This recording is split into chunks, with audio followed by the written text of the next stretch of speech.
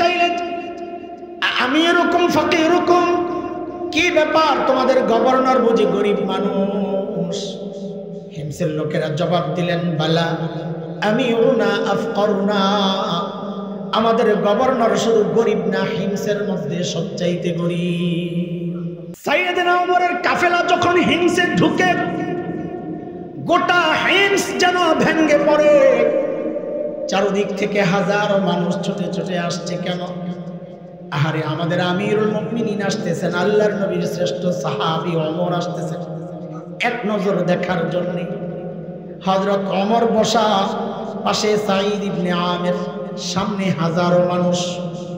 হযরত ওমর চিন্তা করলেন, সাঈদকে আমি তো ভালো জানি, কিন্তু জনগণ কি বলে, এই সুযোগে একটু পরীক্ষা করে নেওয়া যাক।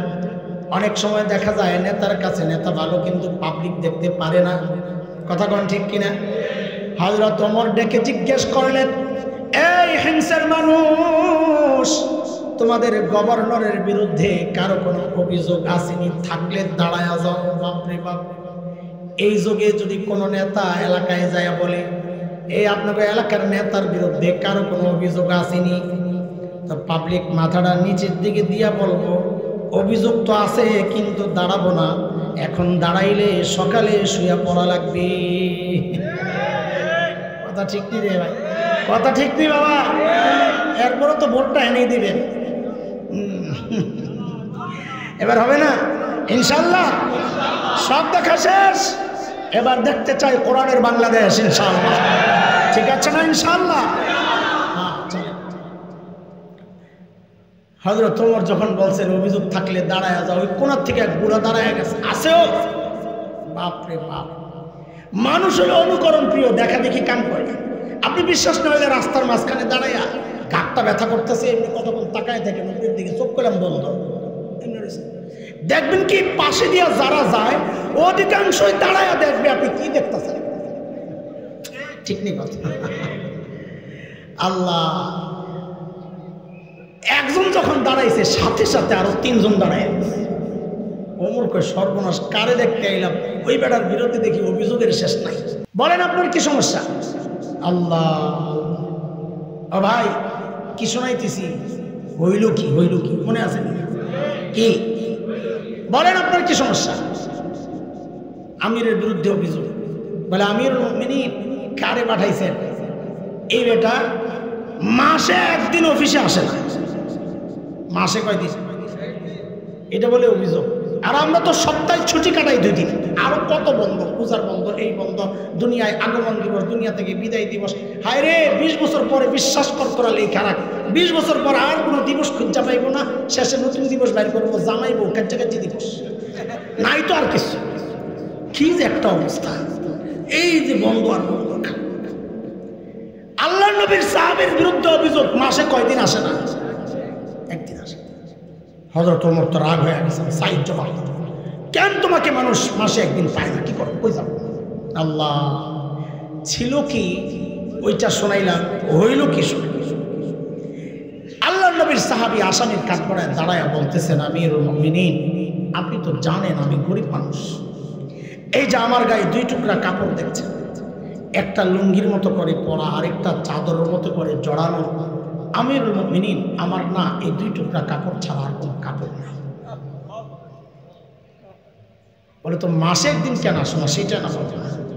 বলে, 1 মাস এই 2 টুকরা কাপড় পরতে পরতে পরতে পরতে দুর্গন্ধ হয়ে যায়, নিজেরও কষ্ট হয়, যারা আসে আমার কাছে ওদেরও কষ্ট হয়, তাই মাসে একবার উপরেরটা ধুয়া দেই, শুকাইলে নিচে পড়ি, নিচেরটা ধুয়া দেই, শুকাইলে উপরে জড়াই।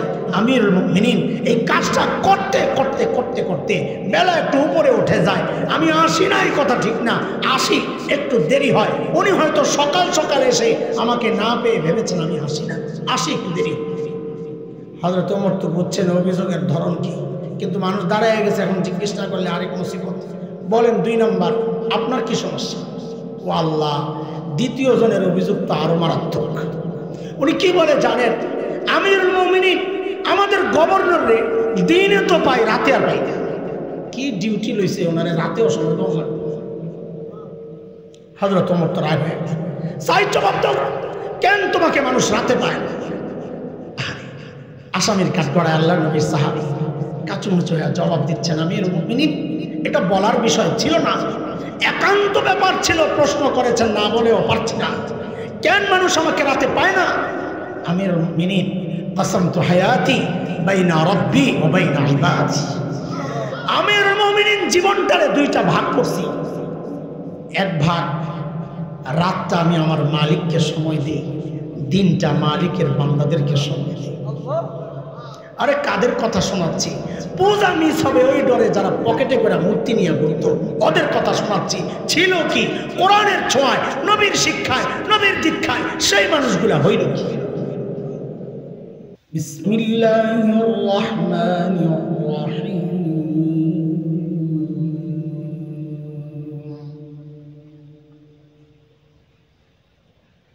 لقد من الله على المؤمنين إذ بعث فيهم رسولا من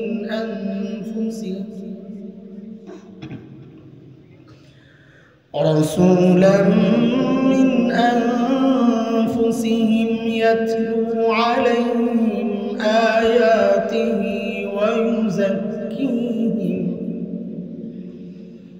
ويزكيهم ويعلمهم الكتاب والحكمة وإن كانوا من قبل لفي ضلال مبين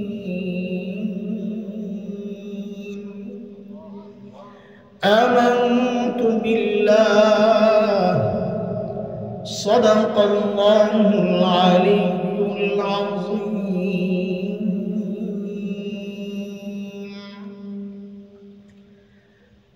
ترتيل القرآن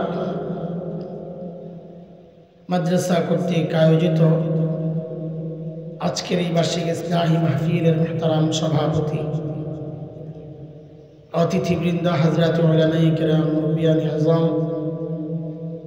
দূর দূরান্ত থেকে আগত ইসলাম প্রিয় সুধী সমাজ, যুবক বন্ধুরা, প্রিয় ছাত্র ভাইয়েরা, পর্দার আড়ালের মা ও বোন, আল্লাহ সুবহানাহু ওয়া তাআলার অশেষ মেহেরবানি, করুণা, দয়া, যে মহান মালিক লাখো কোটি মানুষ থেকে বাছাই করে দিন এই মাহফিলে আমাকে আপনাকে আসার বসার, কিছু কথা বলা ও শোনার তৌফিক দান করেছেন। সেজন্য মহান রবের শুকরিয়া আদায় করি, জবান খুলে, প্রাণ খুলে কালিমাতুশ শুকর উচ্চারণ করি, আলহামদুলিল্লাহ। লম্বা সময় থেকে হযরত উলামায়ে কেরাম কথা বলেছেন, আপনারা শুনেছেন, রাত অনেক হয়ে গেছে। আমি কিছু জরুরি বিষয়, যেহেতু একটা মাদ্রাসা, এটা মাদ্রাসা কি আসলে কি করে এখানে, আপনাদের অনেকের অনেক নেগেটিভ চিন্তা আছে মাদ্রাসাকে নিয়ে, সেই জন্য আমরা একটু কিছু সময় আপনাদেরকে মাদ্রাসা চেনাতে চাই, মাদ্রাসা কি। কিন্তু সেটা সরাসরি আমি ঢুকবো না কথায়, লম্বা সময় একটু ভূমিকার কথা বুঝলে তো ওই সময় মতো একটু দৌড় মারব। বাজার করতে অনেক সময় লাগে, কাটতে আরও সময় লাগে, রান্না করতে আরও সময় লাগে, খাইতে অতক্ষণ লাগে না। তা আমরা লম্বা সময় ভূমিকায় বাজার টাজার করে যখন খাওয়ার সময় হবে একটা দৌড় মারব, শেষ হয়ে যাবে ইনশাআল্লাহ। এরপরেও কারো ভালো না লাগলে চলে যাবে, কিন্তু ফজর মিস করা যাবে না ইনশাআল্লাহ। আমরা এখন এটা বলা লাগে না, আমরা জানি আপনাদের বেলা ডুবুই তো রাত্রে 10টায়, এখনকার মানুষ ঘুমাইতে যায় 1টা 2টায়, ঠিক না? কাজে এগুলার এখন টেনশন করি না যে ফজর ছুটে যাবে, এমনি ঘুমায় না, ফজর ছুটবে কি আর না ছুটবে। একটু মনোযোগ সহ কথাগুলো শোনা যাবে না।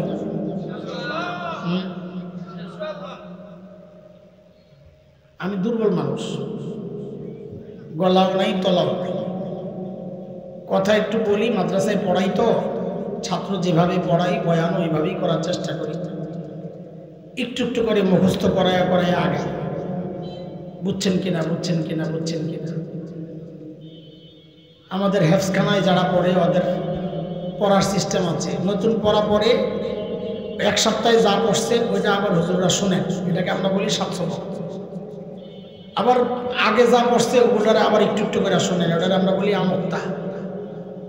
তা আমিও বয়ান ওইভাবেই করি, সবকও শুনি, 700 শুনি, আমক্তাও শুনি, সব শুনতে এরপরে কথা শেষ করি। তো আজকেও আপনাদেরকে বয়ান মুখস্থ করাবো ইনশাআল্লাহ। একদম যা বলবো আমি চাইবো শুরু থেকে শেষ পর্যন্ত কি বলেছি প্রত্যেকটা মানুষ আমাকে জবাব দিতে পারবে, এইরকম করে শুনবো ইনশাআল্লাহ। আর না বলা পর্যন্ত আমি কিন্তু বলতেই থাকবো, আবার বলবো। রাত যাবো শেষ হয়ে আমার দোষ কি? নগদে পড়াশোনা দিয়েন তো তাড়াতাড়ি শেষ হবে ইনশাআল্লাহ, ঠিক আছে? পোলাপাইন বইছে সামনে অনেকগুলা, তোরা যদি না পারস পড়ারে বাবা আমি কিন্তু মুরগি বানাই দেবো, আমার কিন্তু অভ্যাস খারাপ।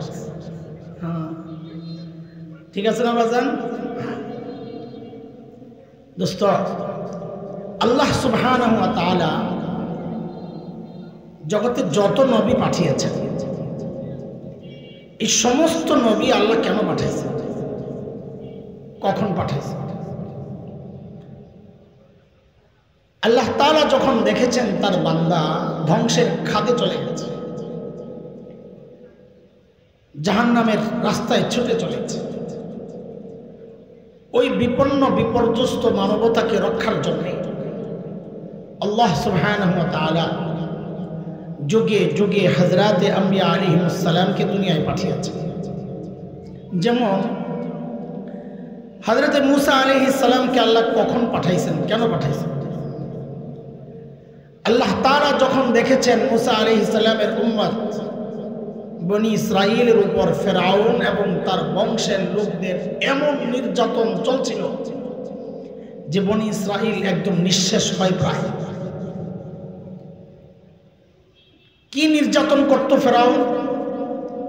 অনেক নির্যাতনের কিছু ধরন কোরআন আল কারীমের মধ্যে আসছে। যেমন একটা নির্যাতনের কথা আসছে সূরা ইব্রাহিম 6 নম্বর আয়াত। আল্লাহ বলেন, وَإِذْ قَالَ مُوسَى لِقَوْمِهِ اذْكُرُوا نِعْمَةَ اللَّهِ عَلَيْكُمْ إِذْ أَنْجَاكُمْ مِنْ آلِ فِرْعَوْنَ يَسُومُونَكُمْ سُوءَ الْعَذَابِ وَيُذَبِّحُونَ أَبْنَاءَكُمْ وَيَسْتَحْيُونَ نِسَاءَكُمْ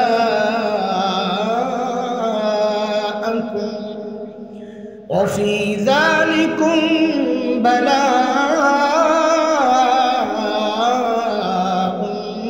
مِّن رَّبِّكُمْ عَظِيمٌ।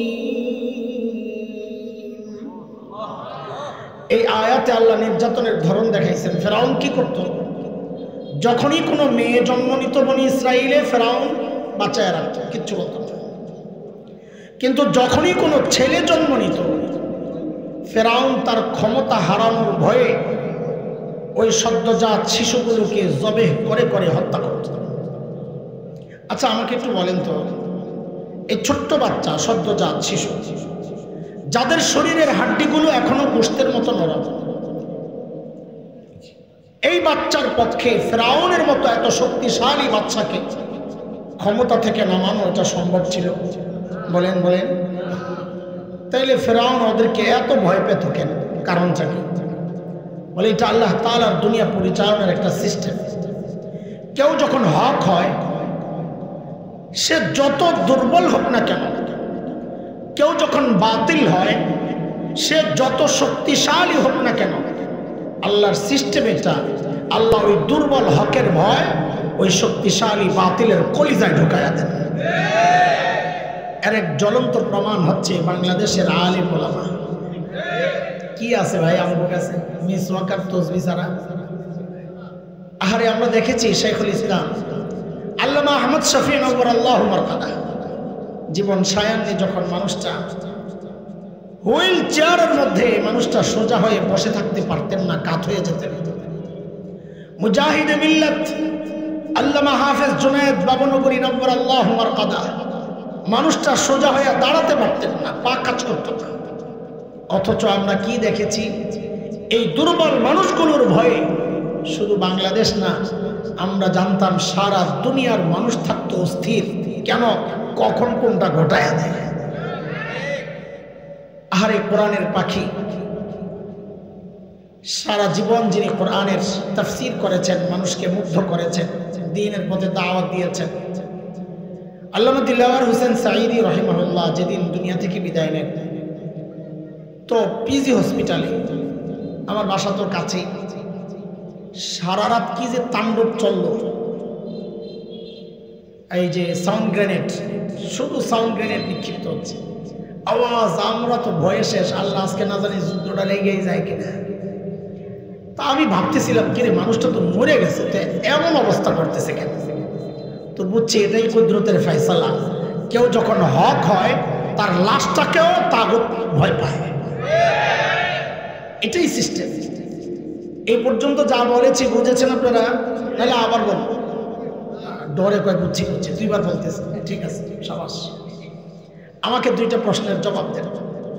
বলেন তো, সর্বশ্রেষ্ঠ রাসূলকে সাল্লাল্লাহু আলাইহি ওয়াসাল্লাম, একটু ভালো করে বলবেন, তাহলে বোঝা যাবে আপনি খুশি সর্বশ্রেষ্ঠ রাসূলকে পাইয়া। আচ্ছা, আরেকটা জবাব দেন, রোগী যদি ছোট হয়, ধরেন ঠান্ডা জ্বরে, আমার আজকে খুব গলা ব্যথা, এই ছোট্ট রোগের চিকিৎসার জন্য মানুষ কই যায়? এলাকার ডাক্তার না বড় ডাক্তার? জবাব ঠিক আছে। কিন্তু রোগী যদি বড় হয়, তাও কি এলাকার ডাক্তারের কাছে যায় না বড় ডাক্তার? কত বড়? বলে রোগী যত বড়, মানুষ ডাক্তারও তালাশ করে তত বড়। ঠিক কথা। এই যে দুইটা প্রশ্ন করেছি আপনাদেরকে, এই দুইটার জবাবকে একসাথে করে তৃতীয় আরেকটা বিষয় আমরা আপনাদের সামনে উপস্থাপন করছি। সেটা হচ্ছে, যেহেতু আল্লাহ তাআলা সমস্ত নবীকে দুনিয়ায় পাঠিয়েছেন দুনিয়ার অসুস্থ মানুষের চিকিৎসার জন্য, এই অসুস্থ মানে মাথা ব্যথা না, কলব অন্তরের চিকিৎসা, তো বোঝা গেল আল্লাহ তাআলা সর্বশ্রেষ্ঠ রাসূলকে ওই যুগেই পাঠাইছেন যেই যুগের মানুষগুলো ছিল মানব ইতিহাসের সবচাইতে জঘন্য আর খারাপ মানুষ। কেমনে বুঝলেন? বলে ডাক্তার যেহেতু সবচাইতে বড়, তো বোঝা গেল যে রোগীদের চিকিৎসার জন্য পাঠানো হয়েছে, ওই রোগীরাও ছিল সবচাইতে। ঠিক কথা। সেই রোগীদের যুগটাকে ইতিহাসে বলা হয় আইয়ামে জাহিলিয়া। কি বলা হয়? বর্বরতার যুগ। বর্বরতার মাত্রা কত ছিল জানেন? ইতিহাস পড়বেন, দেখবেন শরীরের পশম দাঁড়ায় যায়, মানুষ এত খারাপ কেমন হয়। কি করত? একটা পয়সার জন্য মানুষ খুন করে ফেলত। আরে ভাই, মূর্তি পূজা এখন হয় কিনা? কথা বলেন, আমার সাথে কথা বলা লাগবে, আমি একা কথা বলব হয়, কিন্তু মসজিদের মধ্যে মূর্তি রেখে পূজা করা হয়। অথচ তখন বাইতুল্লাহ কাবার চারপাশেই ছিল 360 মূর্তি, ঘরের মধ্যে আলাদা মূর্তি, মন্দিরে আলাদা। কোথাও সফরে বের হলে পকেটে করে, বগলের নিচে করে একটা ছোট্ট মূর্তি নিয়ে নিত। কেন? রাস্তায় পূজা করার জন্য যদি আবার খোদা না পাওয়া যায়। বান্দা খোদা পকেটে নিয়ে ঘুরে। জন্ম নিয়ন্ত্রণ এখন হয় কি হয় না? হ্যাঁ হয়, তখন হতো, পার্থক্য কি? এখন জন্ম নিয়ন্ত্রণ হয়, পেটের মধ্যে বাচ্চা নষ্ট করা হয় অথবা আসতে দেওয়া হয় না।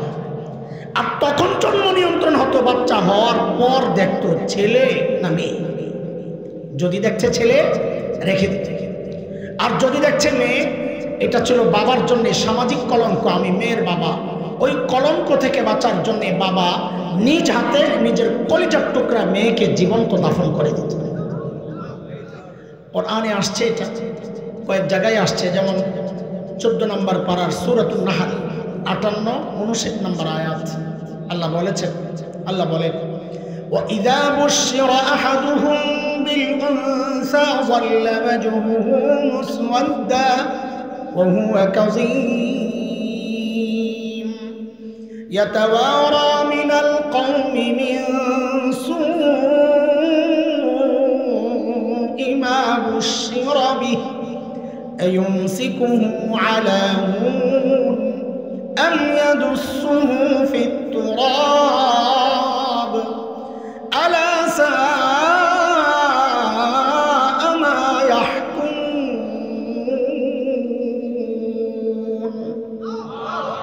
এই ছিল আরবের সামাজিক অবস্থা।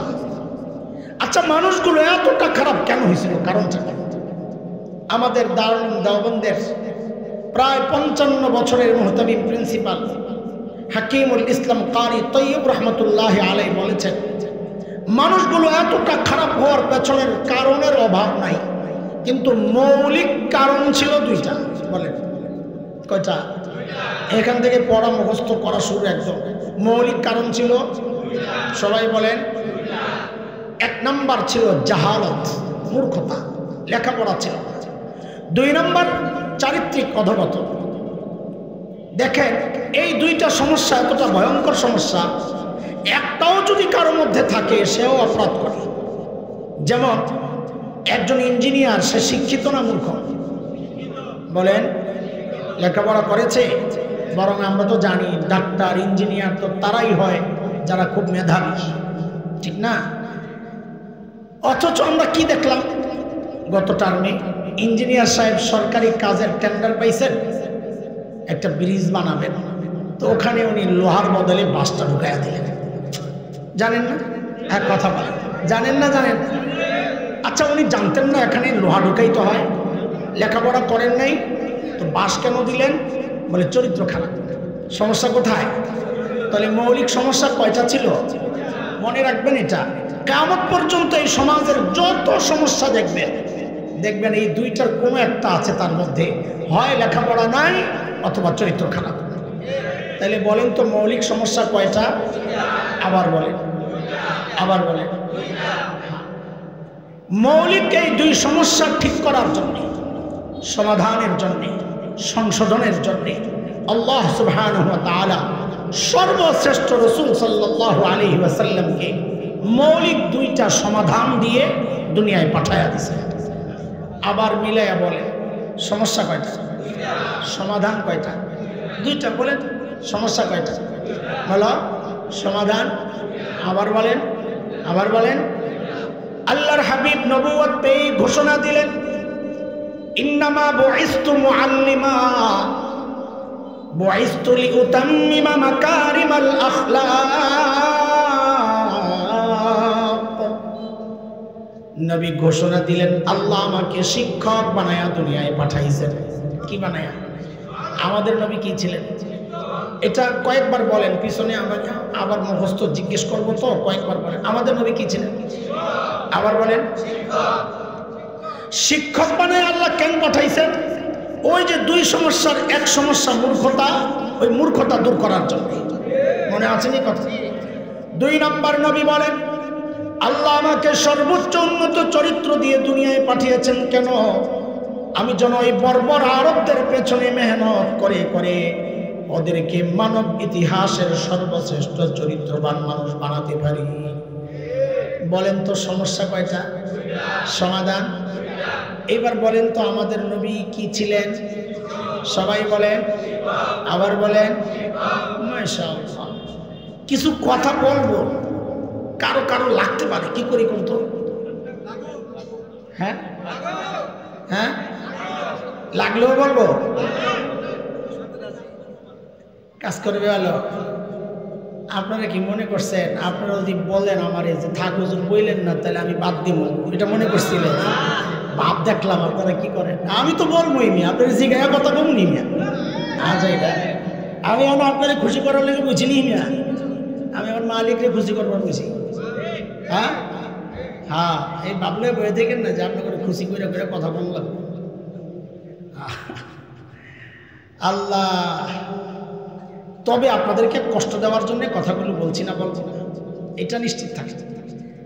আমি বলবো আপনাদের হৃদয়ে আফসোসের আগুন জ্বালাইতে, হারে কি করলাম জীবনে, বাস কষ্ট দেওয়ার উদ্দেশ্য না। দেখেন, আমরা যারা মাদ্রাসায় পড়ি নাই, আপনারা আর কি যারা মাদ্রাসাওয়ালা না, যারা আপনাদের গর্বের অনেক উপলক্ষ আছে। কেউ ডক্টর, তার গর্ব, কেউ ডাক্তার, তার গর্ব, কেউ ইঞ্জিনিয়ার, তার গর্ব, কেউ শিল্পপতি, তার গর্ব, কেউ সমাজপতি, জনপ্রতিনিধি, তার গর্ব। কারো ছেলে মেয়ে ইউরোপ আমেরিকায় থাকে তার গর্ব। কিন্তু আমরা এই যে মোল্লা মুন্সিরা যাদেরকে আপনারা ব্যাকডেটেড মনে করেন, গাইয়া খেত সেকেলে, আমাদের গর্বের এত উপলক্ষ নাই বটে। তবে আমরা যারা মাদ্রাসায় পড়াচ্ছি, এখানে কওমি আলিয়া ভাগ করতে চাই না। যারাই আছি আমাদের গর্বের এত উপলক্ষ নাই। তবে একটা উপলক্ষ আছে, সেটা কি জানেন? আমরা যেই লেখাপড়া করছি, আমাদের লেখাপড়ার গোড়ায় শিক্ষক মুহাম্মদুর রাসূলুল্লাহ সাল্লাল্লাহু আলাইহি ওয়াসাল্লাম। যাই পড়ি না কেন, শেষ যায়া পরে কার কাছে? আমি আমার উস্তাদ, আমার উস্তাদ তার উস্তাদ, তার উস্তাদ তার উস্তাদ। আচ্ছা, উদাহরণ শোনেন, বুখারী শরীফ নাম শুনছেন? শুনবেন তো। এখন তো আপনারা বুখারীর থেকে মাসালা বের করে হুজুরের বিরুদ্ধে বলার সাহস পাইছেন। এখন তার হুজুরের কাছে যাওয়া লাগে না মাসালা জানার জন্য। মানুষ নতুন উস্তাদ পাওয়া গেছে, ফদিলাতুশ শেখ আল্লামা মুফতি ইন্টারনেট লানাতুল্লাহি আলাইহি। ঠিক নি কথা? আলিমের কাছে যাওয়া লাগে না, টিপলেই মাসালা বাইরা। এমনকি টিপ দিলেই মাসালা বাইরা। সুবহানাল্লাহ, হায় খোদা। বুখারী শরীফ আমরাও পড়েছি আলহামদুলিল্লাহ। আল্লাহ তৌফিক দিচ্ছেন, পড়ানোরও সুযোগ আল্লাহ দিচ্ছেন। এখানে অনেক আছেন যারা বুখারী পড়েছেন আলহামদুলিল্লাহ। আমিও পড়েছি। প্রথম হাদিস কথার কথা বোঝানোর জন্য বলি, ইন্নামাল আমালু বিন্নিয়াত, আল হাদিস, লম্বা হাদিস। এই হাদিসটা আমি তো ঢাকার ফরিদাবাদ মাদ্রাসা ওখানে পড়েছি। আমার উস্তাদে মুহতারাম এই হাদিসের শেখুল হাদিস আল্লামা আব্দুল হাফিজ রহমতুল্লাহি আলাইহি ভারতের দেওবন্দ মাদ্রাসায় পড়েছি এই হাদিস।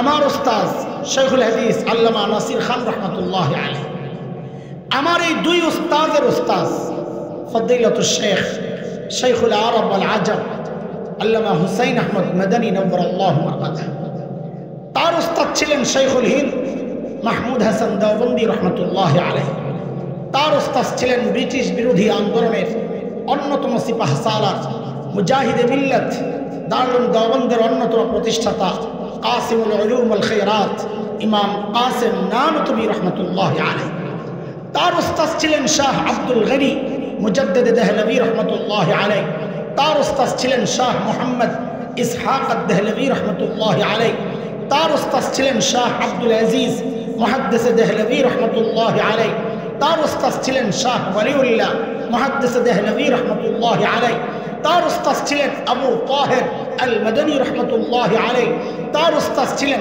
ইব্রাহিম কুর্দি রহমতুল্লাহি আলাইহি, তার উস্তাদ ছিলেন আহমদ আল কুশাশি রহমতুল্লাহি আলাইহি, তার উস্তাদ ছিলেন আহমদ আশ-শিনাওয়ি রহমতুল্লাহি আলাইহি, তার উস্তাদ ছিলেন মুহাম্মদ আর-রামালি রহমতুল্লাহি আলাইহি, তার উস্তাদ ছিলেন জাইনুদ্দিন আল মিসরি রহমতুল্লাহি আলাইহি, তার উস্তাদ ছিলেন আহমদ ইবনে আলী আল হাজার আসকালানি রহমতুল্লাহি আলাইহি, তার উস্তাদ ছিলেন ইব্রাহিম আত-তানুখি রহমতুল্লাহি আলাইহি, তার উস্তাদ ছিলেন আবুল আব্বাস আল হাজ্জার রহমতুল্লাহি আলাইহি, তার উস্তাদ ছিলেন আবু আলী আজ-জুবাইদি রহমতুল্লাহি আলাইহি, তার উস্তাদ ছিলেন আবুল ওয়াক্ত আস-সিকজি রহমতুল্লাহি আলাইহি, তার উস্তাদ ছিলেন আবুল হাসান আদ-দাউদি রহমতুল্লাহি আলাইহি, তার উস্তাদ ছিলেন আবু মুহাম্মদ আস-সারখসি রহমতুল্লাহি আলাইহি, তার উস্তাদ ছিলেন আবু আব্দুল্লাহ ফিরাবি রহমতুল্লাহি আলাইহি, তার উস্তাদ ছিলেন মুহাম্মদ ইবনে ইসমাঈল ইমাম বুখারী রহমতুল্লাহি আলাইহি, তার উস্তাদ ছিলেন হুমায়দি রহমতুল্লাহি আলাইহি, তার উস্তাদ ছিলেন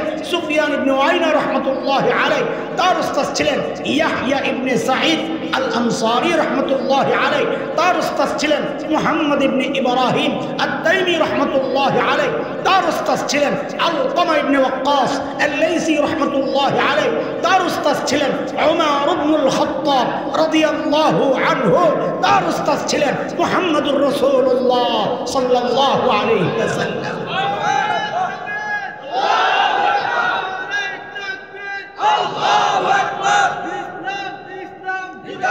আমরা লেখাপড়া যাই করি না কেন আলহামদুলিল্লাহ শেষ যায় কই যায় ঠিক, এটা আমাদের গর্ব। আপনাদের তো গর্ব অনেক আছে উপলক্ষ, আমাদের অত নাই, এটা একটা আছে। দোস্ত আমাদের প্রশ্ন আপনাদের কাছে, এই গর্বের পরিচয় দেওয়ার ঠিকাদারি মৌলবীরা আল্লাহর কাছ থেকে নিয়ে নেন নাই যে আপনারা দিতে পারবেন না। এই সুযোগ আপনাদেরও ছিল, কিন্তু পারছেন না কেন?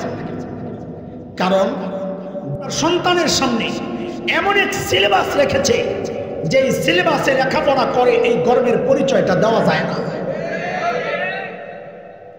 আমাদের আরেকটা গর্বের পরিচয় আছে, একটু কথা লম্বা হয়ে যায় কিনা ভয় পাইতেছি। আচ্ছা বলেন তো আমরা কার সন্তান? জোরে বলেন। আরে ভাই এইভাবে বলেন না তো, একটু বড় করে বলেন। বলেন আমরা নবী আদম আলাইহিস সালামের সন্তান। আচ্ছা আপনারা কেন নবী বলবেন একটু বুঝান। একটা ছেলে এমপির ছেলে ওর বাবার নাম আব্দুল্লাহ। আচ্ছা ওকে যদি জিজ্ঞেস করে এই তুমি কার ছেলে, ও কি বলবে? নাকি খালি আব্দুল্লাহ বলবে? খালি আব্দুল্লাহ বললে যিনি প্রশ্ন করছেন তিনি মনে মনে চিন্তা করবেন দুনিয়ায় কত আব্দুল আছে, তুমি কোন আব্দুলের পুত্র? ওটা জানে, আর জানে বলে ওর বাবার যে বিশেষত্ব ওইটা সহযুক্ত করে বলে আমি এমপি আব্দুল্লাহর ছেলে। বাবা তো সামান্য এমপির ছেলে যদি বাবার নাম বলার সময় পরিচয়টা সহ বলে গর্বের জন্য, আমি আপনি একজন নবীর সন্তান হইয়া ওই পরিচয় ছাড়া কেন কথা বলি বলেন? বলে হুজুর বুঝলাম না, আগে তো এগুলো বলেন নাই আপনারা। আমি বলি আগে তো ইট মারেন নাই, এখন ইট মারছেন পাটকেল খাইতে রেডি হন, হিসাব সোজা। বলে বুঝলাম না কিছু। বুঝবেন কেমনে? তেলের দাম বাড়ে, পেঁয়াজের দাম বাড়ে, এই বুঝ নিয়েই তো ব্যস্ত আপনারা, এইগুলো বুঝবেন কোথেকে? দোস্ত একটু শোনেন, খেয়াল করেন, একটু মাথা পরিষ্কার করেন। মানুষ গণনার আগেরকার সিস্টেমটার নাম ছিল আদমশুমারি। কি ছিল? হঠাৎ একদিন দেখি আদম নাই, নতুন নাম আসছে। কি নাম? জনশুমারি। বলেন কি নাম? কিরে ভাই কোনোদিন কাউকে জিজ্ঞেস করছেন ভাই আদম কেন কাটলা? করছেন জিজ্ঞাসা? না না, করবেন কেন? এটা নিয়ে আপনার মাথা ব্যথা না তো। কিন্তু কেন কাটছে জানেন? কাটছে হলো কিছু চোর বিজ্ঞানী মোসওয়ালা, ওদের কিছু গবেষণার ফসল পেস্টপুস লেগে গেছে যে আমরা কি আসলে মানুষের সন্তান না বানরের সন্তান। ওই পেস্ট লাগার কারণে তুরো বাদ দে, আদম কাইটা দেয়। এরপর ঘটনা কি শুনে, সিরিয়াখানায় একটা বানর আছিল, খুব অনেক পুরাতন। ওই বানর হঠাৎ করে একদিন দেখে তার পিছনের লেজটা নাই। আরো কয় বছর পরে দেখে আস্তে আস্তে সোজা হয়ে যাইতেছে। আরো কয় বছর পরে দেখে মুষ্টি ছাড়া শরীরের পশম আস্তে আস্তে পইরা মানুষের মতো হয়ে যাইতেছে। আরো কয়দিন পরে দেখে নিজের এই মানুষের একটা ভাব আইছে। তখন চিড়িয়াখানার গেটের সামনে যায় একটা হুঙ্কার দিয়েছে। কি বইরা জানেন? I am Jafar Iqbal. কি কইছে? যায় কি বলছে? কথা বলে না তো। কি বলছে?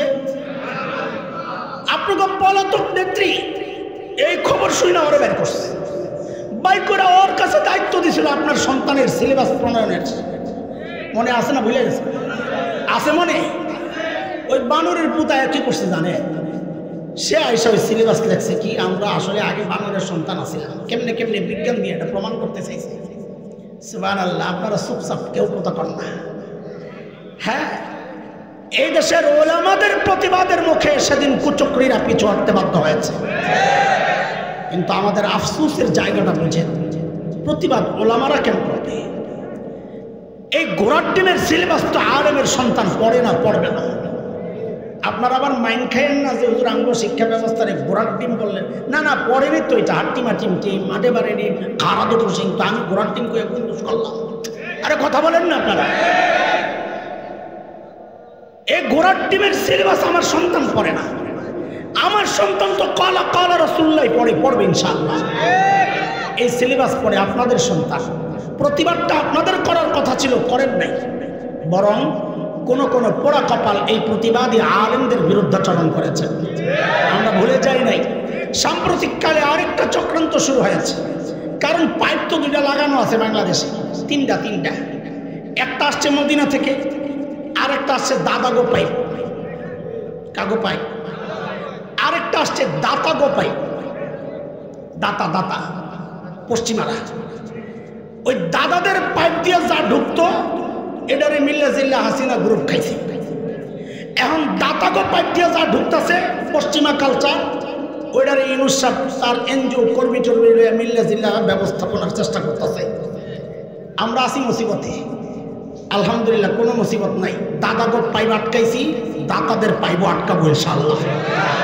পাইপ একটাই ওপেন থাকবে, মদিনার পাইপ। কথা বলেন ঠিক? কোনো কথা নাই এই জায়গায়, এখানে কোনো রাজনৈতিক বিভেদ নাই।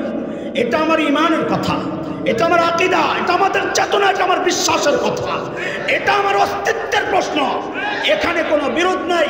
এমন কোনো সিদ্ধান্ত যদি আসে, কি সিদ্ধান্ত শোনেন, বাংলাদেশে প্রাথমিক স্কুল হচ্ছে ৬৫,৫০০ প্লাস প্রাথমিক বিদ্যালয়। আচ্ছা, ওই বিদ্যালয়গুলোতে ইংরেজি বই আছে না? শিক্ষক তো নাই না? আছে নাকি ইংরেজি শিক্ষক? ও, তাহলে কোনটা বেশ লাগলো? অঙ্কের বই আছে, ওইটার তো শিক্ষক নাই। কাহিনী কি? বিজ্ঞানের বই আছে, ওইটার তো শিক্ষক নাই। ও, বাঙালি বাংলা বই আছে, ওইটার শিক্ষক নাই, ওইটারও আছে। হায় রে পড়া কপাল, এরা বলে ৯২% মুসলমানের দেশে বাস করে, একটা বই আছে ইসলাম ধর্ম শিক্ষা, বই আছে শিক্ষক নাই। বই আছে, বলে পড়ায় কে তাহলে হুজুর? পড়ায় তোমার বাবু রামজাগ। পড়াইতে পড়াইতে মাঝে মাঝে দায়িত্ব পড়ে আমাদের কাছে আসছে, খবর রিপোর্ট আছে, অনেক প্রমাণ আছে। বহু জায়গায় আপনার সন্তানের ইসলাম শিক্ষা বই পড়ানোর দায়িত্ব বসছে সনাতন হিন্দু ধর্মী এক ভাইদের কাছে, বোনদের কাছে। ওরা আপনার সন্তানকে ইসলাম শিক্ষা পড়ায়। আপনাদের লজ্জা থাকা দরকার। তাও কেউ কোনো কথা বলছে না। বহুদিন থেকে ইসলামপন্থীরা আবেদন জানায় আসছে প্রাথমিক স্কুলগুলোতে ধর্মীয় শিক্ষক নিয়োগ দেওয়ার জন্যে। ওনাদের বহু টাকা খরচ হয়ে যাবে এই জন্য এই কাজ করলে। কিন্তু ইউনূস সরকার নতুন করে প্রজ্ঞাপন জারি করেছে, এই ৬৫,৫০০ প্লাস স্কুলে ধর্মীয় শিক্ষক নিয়োগ দেওয়া, এই কথা আমাদের এই আকীদার বিশ্বাস চেতনার কথার কোনো তোয়াক্কা না করে বৃদ্ধাঙ্গুলি দেখিয়ে ওরা সিদ্ধান্ত নিয়েছে প্রত্যেকটা স্কুলে এখন থেকে একজন করে গানের শিক্ষক নিয়োগ দেওয়া হবে। মাহফিলে বৈশা নাউজুবিল্লাহ পড়লে হবে না দোস্ত। আলেমরা যখন ডাক দিবে, সব ভুইলা আলেমের হাতে হাত রাখা, কাঁধে কাঁধ মিলিয়ে একসাথে আওয়াজ উঠাইতে হবে। বাংলাদেশে নাস্তিকতার চর্চা করতে দেওয়া হবে না। আসেন তো ইনশাআল্লাহ। আল্লাহু আকবার।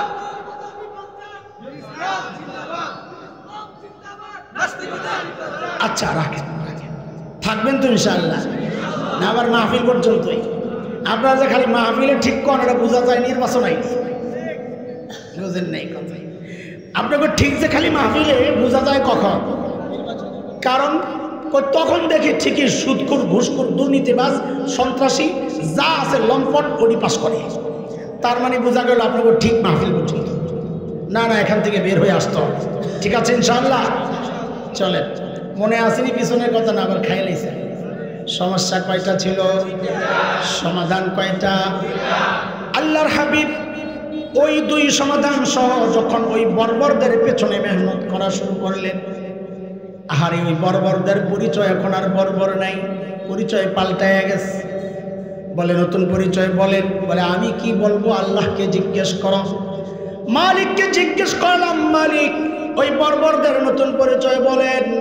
তো আল্লাহ জানায়া দিলেন, সীমাহুম ফি বুজুহিহিম মিন আসারিস সুজুদ। আল্লাহ বললেন ওদের চেহারার মধ্যে সেজদার চিহ্ন দেখবা। বলে সেজদার চিহ্ন তো বাহির দিয়া, তার মানে বাহিরে ফিটফাট, আবার ভেতরে সদরঘাট কিনা? আল্লাহ বলেন না না না, আমার নবীর সাহাবীরা বাহিরও এক নাম্বার, ভেতরেও এক নাম্বার। বলে ভেতরে এক নাম্বার আমরা বুঝবো কেমনে?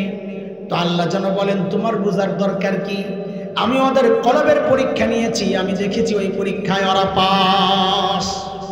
আরে ভাই শোনেন মিয়া, সুবহানাল্লাহ পরে পরে আগে বুঝালো।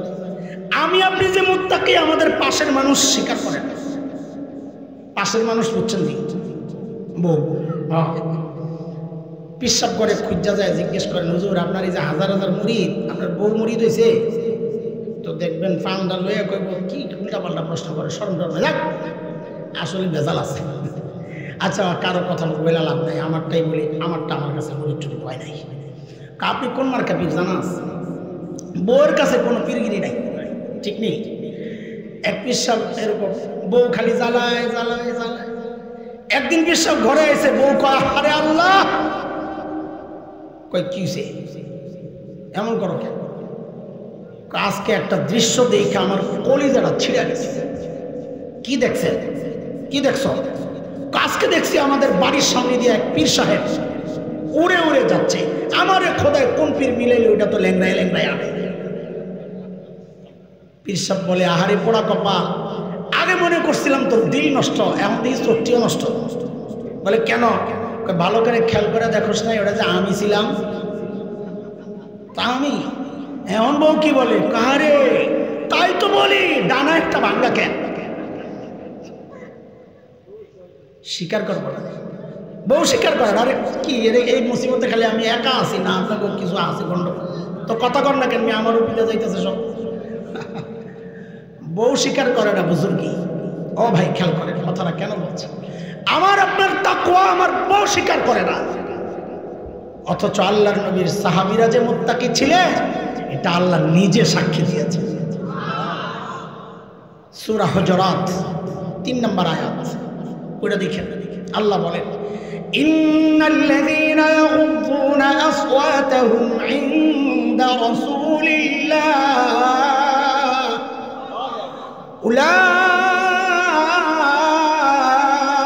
উলাইকাল্লাযীনা ইমতাহানাল্লাহু কুলুবাহুম লিত্তাকওয়া লাহুম মাগফিরাতুন ওয়া আজরুন আযীম।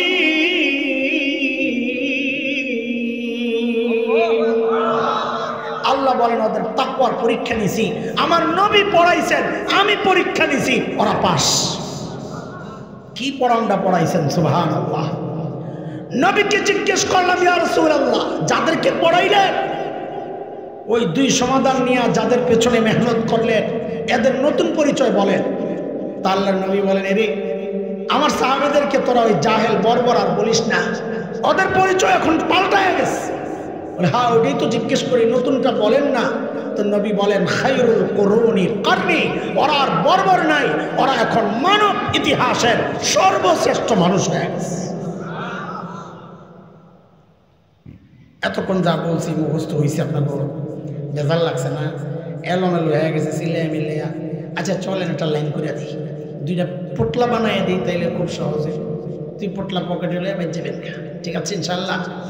এতক্ষণ যা বলছি সামনে যা বলবো ইনশাল্লাহ টোটাল 6 কথার বয়ান। কয় কথা? কয় কথা? সাহাবীদেরকে নিয়ে 3 কথা বলেন, আর আমার মতো জাহেল যেগুলা এগুলার নিয়ে 3 কথা। সাহাবীদেরকে নিয়ে 3 কথা কি? আমি যা বলবো জবাব দিয়ে না, আমার সাথে হুবহু বলবেন। শিক্ষক যখন বক্তব্যের বাচ্চারে পড়ায় আলিফ, ও কি বলে নাকি কয় লম্বা দাগ, কি বলে? তা আমি যা বলি ওইটাই বলবেন, জবাব দিয়ে না। বলেন কয় কথা? কাদেরকে নিয়ে? সাহাবীদেরকে নিয়ে কয় কথা বলেন আমার সাথে।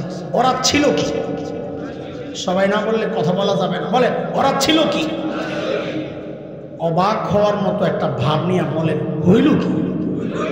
আবার আবার ওরা ছিল কি? হইল কি? মাঝখানে ঢুকলো কি? আচ্ছা এবার বুঝে বলেন তো মজা লাগবে। ছিল কি? মানব ইতিহাসের সবচেয়ে খারাপ মানুষ, মনে আছে না কথা? হইল কি? সবচেয়ে ভালো মানুষ। আরে আশ্চর্য কথা, সবচাইতে খারাপ মানুষ সবচাইতে ভালো মানুষ কি করে হইল? মাঝখানে কি ঢুকছে? বলে মাঝখানে ঢুকছে কোরআন আল কারীম। কিসের ছোঁয়ায় এই পরিবর্তন? কোরআন সুন্নাহর ছোঁয়ায়। কিসের ছোঁয়ায়? তা আবার এবার ঠিক করে বলেন তো মজা লাগবে। বলেন সাহাবীদেরকে নিয়ে কয় কথা বলেন? 1 নাম্বার, ওরা ছিল কি? অবাক হওয়ার ভাব নিয়ে হইল কি? মাঝখানে কয় কথা হয়েছে? এই 3 কথারে 1 প্যাকেট কইরা হালকা আলতো একটা গিট্টু দেন, একটু পরে আবার খুলবো তো যেন কষ্ট না হয়, এটারে রাখেন এই পাশে পকেটে ঢুকায় রাখেন। আমার মতো জাহেল যারা ওদেরকে নিয়ে 3 কথা। দেখেন সাহাবায়ে কেরাম যে পাপাচার বর্বরতা ছাড়ছে, আমরা সেগুলো শুধু ধরি নাই, বেশি মাত্রায় ধরছি। বর্বর আরবদের কোনো ইতিহাস পাইবেন না নিজের দেশের সম্পদ আরেক দেশে পাচার করছে। এই জমানার বর্বররা এই জায়গায় মাস্টার, কথা বলেন না? আমরা আরো বেশি ধরছি। সাহাবায়ে কেরাম যে কোরআন ধরে সর্বশ্রেষ্ঠ মানুষ হয়ে গেলেন, আমরা সেই কোরআনকে ছাড়ছি। এটা আমাদের জন্য দুর্ভাগ্য, আফসোস না সফলতা? বলেন না। এটা আমাদের জন্য দুর্ভাগ্য না সফলতা? তা এই তিনটা কথা এবার মিলাইয়া বলেন ধরলাম কি? আফসোসের সুখ। আগে ছিল অবাক হওয়ার সুখ, এখন হলো আফসোসের সুখ। ছাড়লাম কি? আবার ধরলাম কি? ধরছি কি? বর্বরতা, পাপাচার। ছাড়লাম কি? কি ছাড়ছি? কোরআন ছাড়ছি। আমাদের আফসোস না গর্ব? আফসোস না গর্ব? তাহলে এবার মুনাজাতের মতো এরকম হাতও চান, হুজুররা না, ওলামারা না, আপনারা যারা সাধারণ আমার মতো সাধারণ মানুষ হাত উঠাইছে, এবার কপালে একটা জোরে বাড়ি মারার বলেন আরে করলাম কি? না না, এই মিঠা মিঠা হারে চলবো না, কলিজার নিচের থেকে বের করতে হবে, যেন পোড়া গন্ধা বের হয়। কে কতটা আঘাত পাইছেন আপনার উচ্চারণ সেটা প্রকাশ করবে। বলে ধরলাম কি? ছাড়লাম কি? আরে করলাম কি? এই তিন কথারে আরেক পোটলা বানান, একটু লাগান ভালো করে, আইতে দেরি হবো, ছুটে দেবো না। রাখছেন? কয় কথা হয়েছে? সাহাবীদেরকে নিয়ে কয় কথা? তাড়াতাড়ি করে, সময় রাতে হয়ে গেছে। কয় কথা? ওরা ছিল কি, হইল কি? মাঝখানে আমার মতো জাহেলকে নিয়ে কয় কথা? ধরলাম কি? ছাড়লাম কি? আহারে মনে থাকবে তো ইনশাআল্লাহ? বাস এই এতক্ষণ যা বলছি, সামনে যা বলবো দেখবেন এই 6 কথার ভিতরেই আছে, আমি বাইরে যাই না, লাইনই আছে। চলেন সাহাবীদের ওই পোটলাটা খুলি, আসেনি না গেছে গে? আস্তে আস্তে করে খুলেন। কয় কথা ছিল কি, হইল কি, মাঝখানে ছিল কি বলা হয়ে গেছে, ছিল কি বলা হয়ে গেছে। কি ছিল? 1 পয়সার জন্য যারা মানুষ খুন করত, মূর্তি পূজা যেন মিস না হয়, বগলের তলে করে সফরে মূর্তি নিয়ে যাইত। বাবা সামাজিক কলঙ্কের ভয়ে নিজের মেয়েকে জীবন্ত দাফন করত। এগুলো হচ্ছে ছিল। সেই মানুষগুলাই কোরআনের ছোঁয়ায়, নববী শিক্ষা, নববী দীক্ষা, ওই মানুষগুলাই কি হলো দেখেন, হইল কি এবার দেখেন। সমস্ত সাহাবীর জীবনী আমাদের জন্য আদর্শ, কিন্তু আমি একজন সাহাবীর ছোট্ট একটা গল্প আপনাদেরকে শোনাই। বুখারী শরীফের হাদিস আসে, একজন সাহাবী হযরত আল্লাহর নবীর খুব প্রিয় সাহাবী সাঈদ ইবনে আমির আল জুমাহি রাদিয়াল্লাহু আনহু, অনেক প্রিয় সাহাবী। এটা বলবো কিনা, মানে নামটা বলবো কিনা বলতেছি, আবার চিন্তা করতেছি তো অনেক লম্বা হয়ে যাবে, আবার চিন্তা করি না, ঠিক আছে কোনো ছোট্ট গল্পওয়ালা কোনো সাহাবীর গল্প বুঝতেছি, আমি যে বলতেছি আস্তে আস্তে দেরি করতেছি, মাঝখানে ছাড়তেছি। আল্লাহ, আচ্ছা ঠিক আছে চলেন আমরা ছোট্ট করে ফেলবো, অসুবিধা নেই। ওইটাই বলবো। আচ্ছা, এটা কোনো আজে বাজে ফালতু বানানো গল্প না। আরবে এক বিখ্যাত কিতাব আছে সাহাবীদেরকে নিয়ে, সুয়ারুম মিন হায়াতিস সাহাবা। এটা নেটে পাওয়া যায়, নামায়া পড়বা, খুব সুন্দর কিতাব। ওই কিতাবের প্রথম ঘটনাটা, একদম প্রথম ঘটনা, ইসলাম কবুল করছেন একটু দেরিতে। দেরিতে মুসলমান হলে কি হবে? ইমান ছিল বড় পাক্কা। কতটা পাক্কা একটা ছোট্ট গল্প শুনলে বুঝবে। হযরত ওমর যখন খলিফা, ওমর নরম না গরম? কেমন গরম? অনেক। ছোট্ট করে বুঝাই, নবী বলেছেন ওমর যেই রাস্তা দিয়ে চলে শয়তান ভয় আর ওই রাস্তায় থাকে না। ওমর কত গরম, বুঝছেন তো? হ্যাঁ, আপনারা বলবেন আমরাও যেই রাস্তায় চলি শয়তান ওই রাস্তায়ও থাকে না, ঠিক আছে না? হ্যাঁ আমি জানি, তবে কারণ ভিন্ন, কারণ ভিন্ন। ওমর যে রাস্তায় চলতেন শয়তান থাকতো না ডরে, আর আমরা যে রাস্তায় চলি শয়তান থাকে না, দরকার মনে করে না। বস আপনি থাকতে আমি কেন যাব? কথা বলেন না? হ্যাঁ, খুশি হয়ে গেছিল আগে, এত সোজা ওমর হওয়ার স্বাদ যাচ্ছে না। আল্লাহ,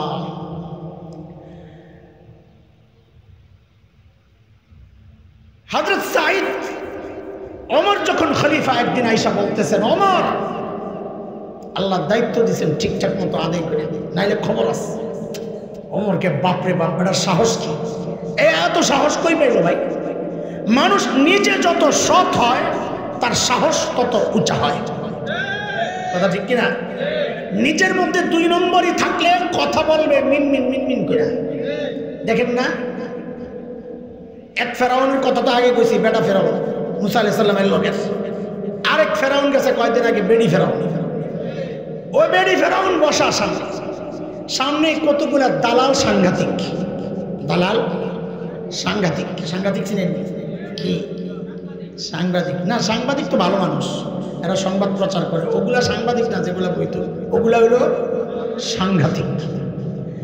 এই সাংঘাতিকগুলা চরিত্রের দিক থেকে এতটা নষ্ট চরিত্রের ছিল, ভারতের 5টা গোলাম ছিল ওগুলা। তো সামনে বয়া বয়া, হায় রে কি কথা, তৈলাক্তক কথা। মাননীয় প্রধানমন্ত্রী, আপনি এই বয়সে কাজের এত এনার্জি কোথায় পান? হায় রে তেল চিকচিক করে কথার মধ্যে। খবিশগুলা ওরাও যদি একটু ভালো প্রশ্ন কইরা বিব্রত করতো, তাও সে একটু নিজের কন্ট্রোল করতো।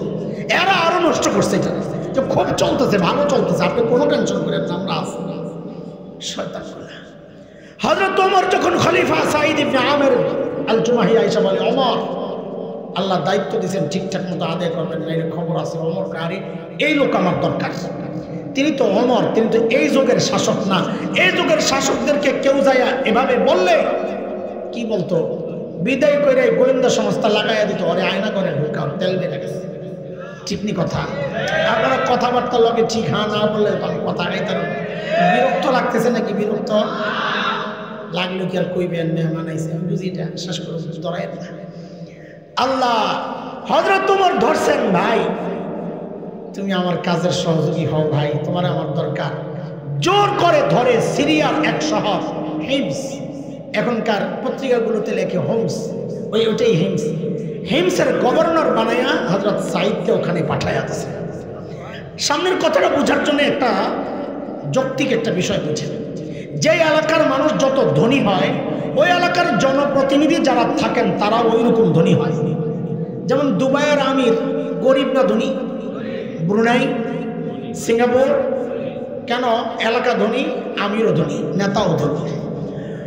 আজকের দুনিয়ায় Bangkok, Singapore, Thailand, Dubai, Abu Dhabi, Karachi, Bombay, আমাদের চিটাগাং, এগুলো যেমন বাণিজ্যিক শহর, ওই সময়ে গোটা দুনিয়ার বাণিজ্যিক শহর ছিল সিরিয়া। এবার বুঝে শুনে জবাব দেন তো, সেই সিরিয়ার গভর্নর ধনী হওয়ার কথা না গরিব হওয়ার কথা? কেমন ধনী? সময়ের শ্রেষ্ঠ ধনী। সাবাস, এটা একটা যৌক্তিক কথা, সময়ের সেরা ধনী। কিন্তু তিনি তো আল্লাহর নবীর শিক্ষা পাইছেন, তো এখন দেখেন সময়ের কেমন সেরা ধনী। হেমস থেকে দল আসছে কিছু অভিযোগ নিয়ে, তাদের আর্থিক অনটন চলতেছিল হযরত ওমরের কাছে। হযরত ওমর তাদের সাথে কথাবার্তা বলার পর বললেন, একটা কাজ করতে, হিমসের গরিবদের একটা লিস্ট দাও, আমি বাইতুল মাল থেকে ওদের জন্য রাষ্ট্রীয় কোষাগার, সন্তানের সামনে এমন এক সিলেবাস রেখেছে যে সিলেবাসে লেখাপড়া করে এই গর্বের পরিচয়টা দেওয়া যায় না। আমাদের আরেকটা গর্বের পরিচয় আছে, একটু কথা লম্বা হয়ে যায় কিনা ভয় পাইতেছি। আচ্ছা বলেন তো, আমরা কার সন্তান? জোরে বলেন। আরে ভাই এইভাবে বলেন না তো, একটু বড় করে বলেন। বলেন আমরা নবী আদম আলাইহিস সালামের সন্তান।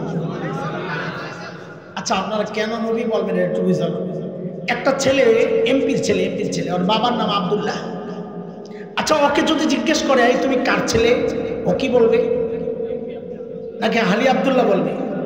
খালি আব্দুল্লাহ বললে যিনি প্রশ্ন করছেন তিনি মনে মনে চিন্তা করবেন, দুনিয়ায় কত আব্দুল আছে, তুমি কোন আব্দুলের পুত্র? ওটা জানে, আর জানে বলে ওর বাবার যে বিশেষত্ব ওইটা সহযুক্ত করে বলে আমি এমপি আব্দুল্লাহর ছেলে। বাবা তো সামান্য এমপির ছেলে যদি বাবার নাম বলার সময় পরিচয়টা সহ বলে গর্বের জন্যে, আমি আপনি একজন নবীর সন্তান হইয়া ওই পরিচয় ছাড়া কেন কথা বলি বলেন? বলে হুজুর বুঝলাম না, আগে তো এগুলো বলেন নাই আপনারা। আমি বলি আগে তো ইট মারেন নাই, এখন ইট মারছেন, পাটকেল খাইতে রেডি হবে, হিসাব সোজা। বলে বুঝলাম না কিছু। বুঝবেন কেমনে? তেলের দাম বাড়ে, পেঁয়াজের দাম বাড়ে, এই বুঝ নিয়েই তো ব্যস্ত আপনারা, এইগুলো বুঝবেন কোথেকে? দোস্ত একটু শোনেন, খেয়াল করেন, একটু মাথা পরিষ্কার করেন। মানুষ গণনার আগেরকার সিস্টেমটার নাম ছিল আদমশুমারি। কি ছিল? হঠাৎ একদিন দেখে আদম নাই, নতুন নাম আসছে। কি নাম? জনশুমারি। বলেন কি নাম? কিরে ভাই, কোনোদিন কাউকে জিজ্ঞেস করছেন ভাই আদম কেন কাটলা? করছেন জিজ্ঞাসা? না না করবেন কেন, এটা নিয়ে আপনার মাথা ব্যথা না তো। কিন্তু কেন কাটছে জানে? কাটছে হলো কিছু চোর বিজ্ঞানী মোসওয়ালা, ওদের কিছু গবেষণার ফসল পেস্টপুস লেগে গেছে যে আমরা কি আসলে মানুষের সন্তান না বানরের সন্তান। ওই পেস্ট লাগার কারণে তুরো বাদ দে, আদম কাইটা দে। এরপর ঘটনা কি শুনে, সিরিয়াখানায় একটা বানর আছিল, খুব অনেক পুরাতন। ওই বানর হঠাৎ করে একদিন দেখে তার পিছনের লেজটা নাই। আরো কয় বছর পরে দেখে আস্তে আস্তে সোজা হয়ে যাইতেছে। আরো কয় বছর পরে দেখে মুষ্টি ছাড়া শরীরের পশম আস্তে আস্তে পুইরা মানুষের মতো হয়ে যাইতেছে। আরো কয়দিন পরে দেখে নিজের এই মানুষের একটা ভাব আইছে। তখন চিড়িয়াখানার গেটের সামনে যাই একটা হুঙ্কার দিছে, কি বইলা জানেন? I am Jafar Iqbal. কি কইছে? যায় কি বলছে? কথা বলে না তো। কি বলছে? আপনাকে পলাতক নেত্রী এই খবর শুনে ওরা বের করছে। বাইক করে ওর কাছে দায়িত্ব দিছিল আপনার সন্তানের সিলেবাস প্রণয়নের। মনে আছে না? ভুলে গেছে? আছে মনে? ওই বানরের পুতায় কি করছে জানে? সে আইসা ওই সিলেবাস লেখছে কি আমরা আসলে আগে বানরের সন্তান আছিলাম, কেমনে কেমনে বিজ্ঞান দিয়ে এটা প্রমাণ করতে চাইছে। সুবহানাল্লাহ, আপনারা চুপচাপ কেউ কথা কন না। হ্যাঁ, এই দেশের ওলামাদের প্রতিবাদের মুখে সেদিন কুচক্রীরা পিছু হটতে বাধ্য হয়েছে। কিন্তু আমাদের আফসোসের জায়গাটা বুঝেন, প্রতিবাদ ওলামারা কেন করবে? এই ঘোড়ার ডিমের সিলেবাস তো আলেমের সন্তান পড়ে না, পড়বে না। আপনারা আবার মাইন্ড খাইয়েন না যে হুজুর আঙ্গ শিক্ষা ব্যবস্থার ঘোড়ার ডিম বললেন। না না, পড়েনি তো, এটা হাট্টিমা টিমটি মাঠে বাড়েনি খারা দুটো সিং, তো আমি ঘোড়ার ডিম করে বন্ধু করলাম। আরে কথা বলেন না আপনারা। এই ঘোড়ার ডিমের সিলেবাস আমার সন্তান পড়ে না। আমার সন্তান তো কালা কালা রাসূলুল্লাহ পড়বে ইনশাআল্লাহ। এই সিলেবাস পড়ে আপনাদের সন্তান। প্রতিবাদটা আপনাদের করার কথা ছিল, করেন নাই। বরং কোন কোন পোড়া কপাল এই প্রতিবাদী আলেমদের বিরুদ্ধাচরণ করেছে। আমরা ভুলে যাই নাই। সাম্প্রতিককালে আরেকটা চক্রান্ত শুরু হয়েছে। কারণ পাইপ তো দুইটা লাগানো আছে বাংলাদেশে, তিনটা। একটা আসছে মদিনা থেকে, আরেকটা আসছে দাদাগো পাইপ, কাগো পাইপ। আরেকটা আসছে দাতাগো পাইপ, দাতা পশ্চিমারা। ওই দাদাদের পাইপ দিয়ে যা ঢুকতো এটারে মিল্লা জিল্লা হাসিনা গ্রুপ খাইছে। এখন দাতাগো পাইপ দিয়ে যা ঢুকতেছে পশ্চিমা কালচার, ওইটারে ইউনুস সাহেব তার এনজিও কর্মী টর্মী মিল্লা জিল্লা ব্যবস্থাপনার চেষ্টা করতেছে। আমরা আছি মুসিবতে, আলহামদুলিল্লাহ কোনো মুসিবত নাই। দাদাগো পাইপ আটকাইছি, দাতাদের পাইপও আটকাবো ইনশাআল্লাহ। পাইপ একটাই ওপেন থাকবে, মদিনার পাইপ। কথা বলেন ঠিক? কোনো কথা নাই এই জায়গায়। এখানে কোনো রাজনৈতিক বিভেদ নাই। এটা আমার ইমানের কথা, এটা আমার আকীদা, এটা আমাদের চেতনা, এটা আমার বিশ্বাসের কথা, এটা আমার অস্তিত্বের প্রশ্ন। এখানে কোনো বিরোধ নাই। এমন কোনো সিদ্ধান্ত যদি আসে, কি সিদ্ধান্ত শোনেন? বাংলাদেশে প্রাথমিক স্কুল হচ্ছে ৬৫,৫০০ ক্লাস প্রাথমিক বিদ্যালয়। আচ্ছা, ওই বিদ্যালয়গুলোতে ইংরেজি বই আছে না? শিক্ষক তো নাই না? আছে নাকি ইংরেজি শিক্ষক? ও, তাহলে কোনটা বেশ লাগলো? অঙ্কের বই আছে, ওইটার তো শিক্ষক নাই। কাহিনী কি? বিজ্ঞানের বই আছে, ওইটার তো শিক্ষক নাই। ও, বাংলা বই আছে, ওইটার শিক্ষক নাই। ওইটারও আছে।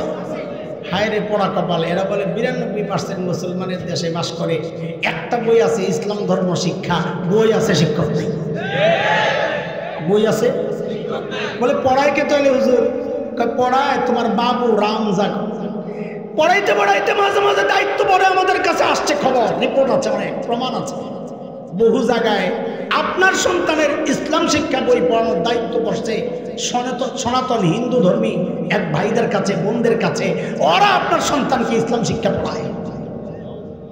আপনাদের লজ্জা থাকা দরকার। তাও কেউ কোনো কথা বলছে না। বহুদিন থেকে ইসলামপন্থীরা আবেদন জানায় আসছে প্রাথমিক স্কুলগুলোতে ধর্মীয় শিক্ষক নিয়োগ দেওয়ার জন্য। ওনাদের বহু টাকা খরচ হয়ে যাবে এই জন্য এই কাজ করলে। কিন্তু ইউনূস সরকার নতুন করে প্রজ্ঞাপন জারি করেছে, এই ৬৫,৫০০ প্লাস স্কুলে ধর্মীয় শিক্ষক নিয়োগ দেওয়া, এই কথা আমাদের এই আকীদার বিশ্বাস চেতনার কথার কোনো তোয়াক্কা না করে বৃদ্ধাঙ্গুলি দেখিয়ে ওরা সিদ্ধান্ত নিয়েছে প্রত্যেকটা স্কুলে এখন থেকে একজন করে গানের শিক্ষক নিয়োগ দেওয়া হবে। মাহফিলে বৈশা নাউজুবিল্লাহ পড়লে হবে না দোস্ত। আলেমরা যখন ডাক দিবে সব ভুইরা আলেমের হাতে হাত রেখা কাঁধে কাঁধ মিলিয়ে একসাথে আওয়াজ উঠাইতে হবে। বাংলাদেশে নাস্তিকতার চর্চা করতে দেওয়া হবে না।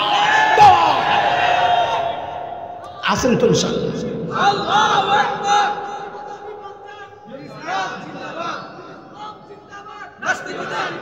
আচ্ছা রাখেন, থাকবেন তো ইনশাআল্লাহ না? আবার মাহফিল পর্যন্তই আপনারা যে খালি মাহফিলে ঠিক করেন এটা বোঝা যায় নির্বাচন আইনি, বুঝেন নাই কথা। আপনাকে ঠিক যে খালি মাহফিলে বোঝা যায় কখন? কারণ তখন দেখি ঠিকই সুদখোর ঘুষখোর দুর্নীতিবাজ সন্ত্রাসী যা আছে লম্পট ওডি পাস করে। তার মানে বোঝা গেল আপনাকে ঠিক মাহফিল পর্যন্ত। না না, এখান থেকে বের হয়ে আসতে হবে। ঠিক আছে ইনশাআল্লাহ, চলেন। মনে আসেনি পিছনের কথা না আবার খাই লাইছে। সমস্যা কয়টা ছিল, সমাধান কয়টা? আল্লাহর হাবিব ওই দুই সমাধান সহ যখন ওই বর্বরদের পেছনে মেহনত করা শুরু করলেন, আহারে ওই বর্বরদের পরিচয় এখন আর বর্বর নাই, পরিচয় পাল্টায় গেছে। বলে নতুন পরিচয় বলেন। বলে আমি কি বলবো, আল্লাহকে জিজ্ঞেস করো। মালিককে জিজ্ঞেস করলাম, মালিক ওই বর্বরদের নতুন পরিচয় বলেন। তো আল্লাহ জানায়া দিলেন, সীমাহুম ফি বুজুহিহিম মিন আসারিস সুজুদ। আল্লাহ বললেন ওদের চেহারার মধ্যে সেজদার চিহ্ন দেখবা।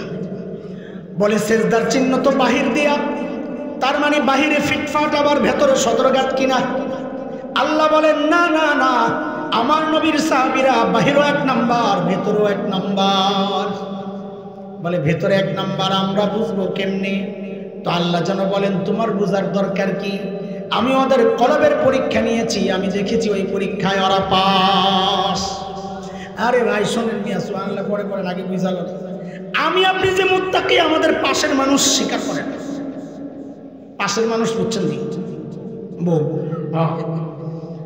পিসাব করে খুঁজা যায়, জিজ্ঞেস করেন হুজুর আপনার এই যে হাজার হাজার মুরিদ, আপনার বউ মুরিদ হয়েছে? তো দেখবেন ফাউন্ডার লইয়া কইব কি উল্টা পাল্টা প্রশ্ন করে, শরম টরম যাক, আসলে ভেজাল আছে।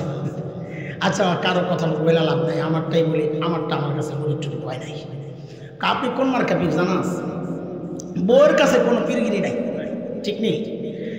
এক পিসাব এরকম বউ খালি জ্বালায় জ্বালায় জ্বালায়। একদিন পিসাব ঘরে এসে বউ কয়, আরে আল্লাহ, কয় কিসে এমন করো কেন? আজকে একটা দৃশ্য দেখে আমার কলিজাটা ছিঁড়ে গেছে। কি দেখছেন? কি দেখছো?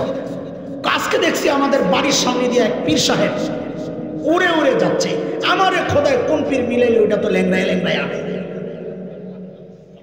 পীর সাহেব বলে, আহারে পোড়া কপাল, আগে মনে করছিলাম তোর দিল নষ্ট, এখন দিস চোখটিও নষ্ট। বলে কেন? ভালো করে খেয়াল করে দেখোস নাই ওটা যে আমি ছিলাম?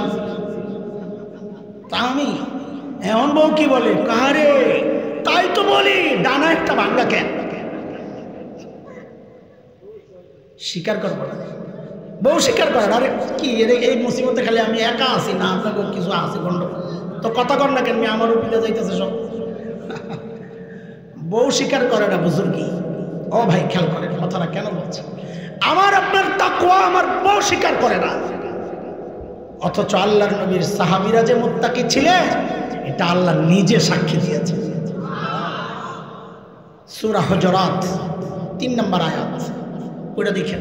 আল্লাহ বলেন, ইন্নাল্লাযীনা ইয়াগুদ্দুনা আসওয়াতাহুম ইনদা রাসূলিল্লাহ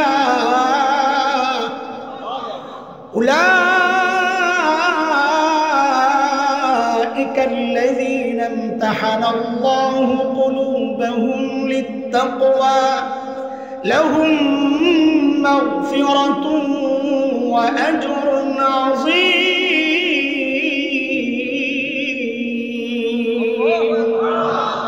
আল্লাহ বলেন ওদের তাকওয়ার পরীক্ষা নিছি, আমার নবী পড়াইছেন, আমি পরীক্ষা নিছি, ওরা পাস। কি পড়ানটা পড়াইছেন? সুবহানাল্লাহ। নবীকে জিজ্ঞেস করলাম, ইয়া রাসূলুল্লাহ যাদেরকে পড়াইলেন ওই দুই সমাধান নিয়ে যাদের পেছনে মেহনত করলেন এদের নতুন পরিচয় বলেন। তা আল্লাহর নবী বলেন, এরে আমার সাহাবীদেরকে তোরা ওই জাহেল বর্বর আর বলিস না, ওদের পরিচয় এখন পাল্টায় গেছে। বলে হ্যাঁ ওটাই তো জিজ্ঞেস করি, নতুনটা বলেন না। তো নবী বলেন, খায়রুল কুরুনি কারনি, ওরা আর বর্বর নাই, ওরা এখন মানব ইতিহাসের সর্বশ্রেষ্ঠ মানুষ হয়ে গেছে। এতক্ষণ যা বলছি মুখস্থ হয়েছে আপনার বড় বেজাল লাগছে না? এলোমেলো হয়ে গেছে সিলিয়া মিলিয়া। আচ্ছা চলেন একটা লাইন করে দিই, দুইটা পোটলা বানাই দিই, তাইলে খুব সহজে তুই পোটলা পকেটে লয়ে বেঁচে বেঁধে, ঠিক আছে ইনশাল্লাহ? এতক্ষণ যা বলছি সামনে যা বলবো ইনশাল্লাহ টোটাল 6 কথার বয়ান। কয় কথা? কয় কথা? সাহাবীদেরকে নিয়ে 3 কথা বলেন, আর আমার মতো জাহেল যেগুলা এগুলার নিয়ে 3 কথা।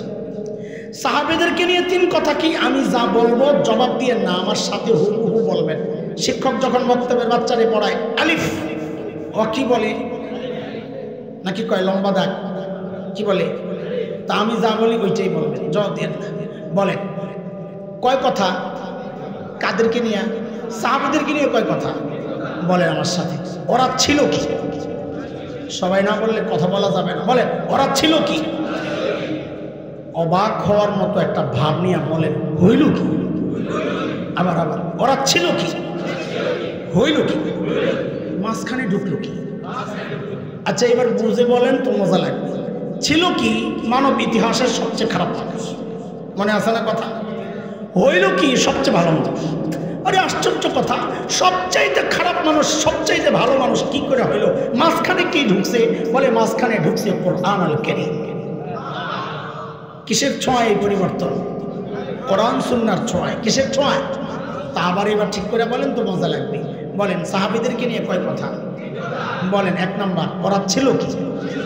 অবাক হওয়ার ভাব নিয়ে হইল কি? মাঝখানে কয় কথা হয়েছে? এই 3 কথারে 1 প্যাকেট কইরা হালকা আলতো একটা গিট্টু দেন, একটু পরে আবার খুলবো তো যেন কষ্ট না হয়, এটারে রাখেন এই পাশে পকেটে ঢুকায় রাখেন। আমার মতো জাহেল যারা ওদেরকে নিয়ে 3 কথা দেখেন।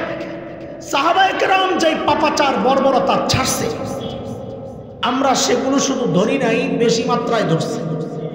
বর্বর আরবদের কোনো ইতিহাস পাইবেন না নিজের দেশের সম্পদ আরেক দেশে পাচার করছে। এই জমানার বর্বররা এই জায়গায় মাস্টার, কথা বলেন না? আমরা আরো বেশি ধরছি। সাহাবায়ে কেরাম যে কোরআন ধরে সর্বশ্রেষ্ঠ মানুষ হয়ে গেলেন, আমরা সেই কোরআনকে ছাড়ছি। এটা আমাদের জন্য দুর্ভাগ্য, আফসোস না সফলতা? বলেন না, এটা আমাদের জন্য দুর্ভাগ্য না সফলতা? তা এই 3টা কথা এবার মিলাইয়া বলেন। বলেন ধরলাম কি? আফসোসের সুখ। আগে ছিল অবাক হওয়ার সুখ, এখন হলো আফসোসের সুখ। ছাড়লাম কি? আবার ধরলাম কি? ধরছি কি? বর্বরতা, পাপাচার। ছাড়লাম কি? কি ছাড়ছি? কোরআন ছাড়ছি। আমাদের আফসোস না গর্ব? আফসোস না গর্ব? তাহলে এবার মুনাজাতের মতো এরকম হাত ওঠান, হুজুররা না, ওলামারা না, আপনারা যারা সাধারণ আমার মতো সাধারণ মানুষ হাত উঠাইছেন, এবার কপালে একটা জোরে বাড়ি মারার বলেন আরে করলাম কি? না না, এই মিঠা মিঠা হারে চলবো না, কলিজার নিচের থেকে বের করতে হবে যেন পোড়া গন্ধা বের হয়। কে কতটা আঘাত পাইছেন আপনার উচ্চারণ সেটা প্রকাশ করবে। বলে ধরলাম কি? ছাড়লাম কি? আরে করলাম কি? এই 3 কথারে আরেক পোটলা বানান, গিট্টু লাগান ভালো করে, আইতে দিয়ে দিব, ছুটে দেবো। রাখছেন? কয় কথা হয়েছে? সাহাবীদেরকে নিয়ে কয় কথা? তাড়াতাড়ি করে, সময় রাতে হয়ে গেছে।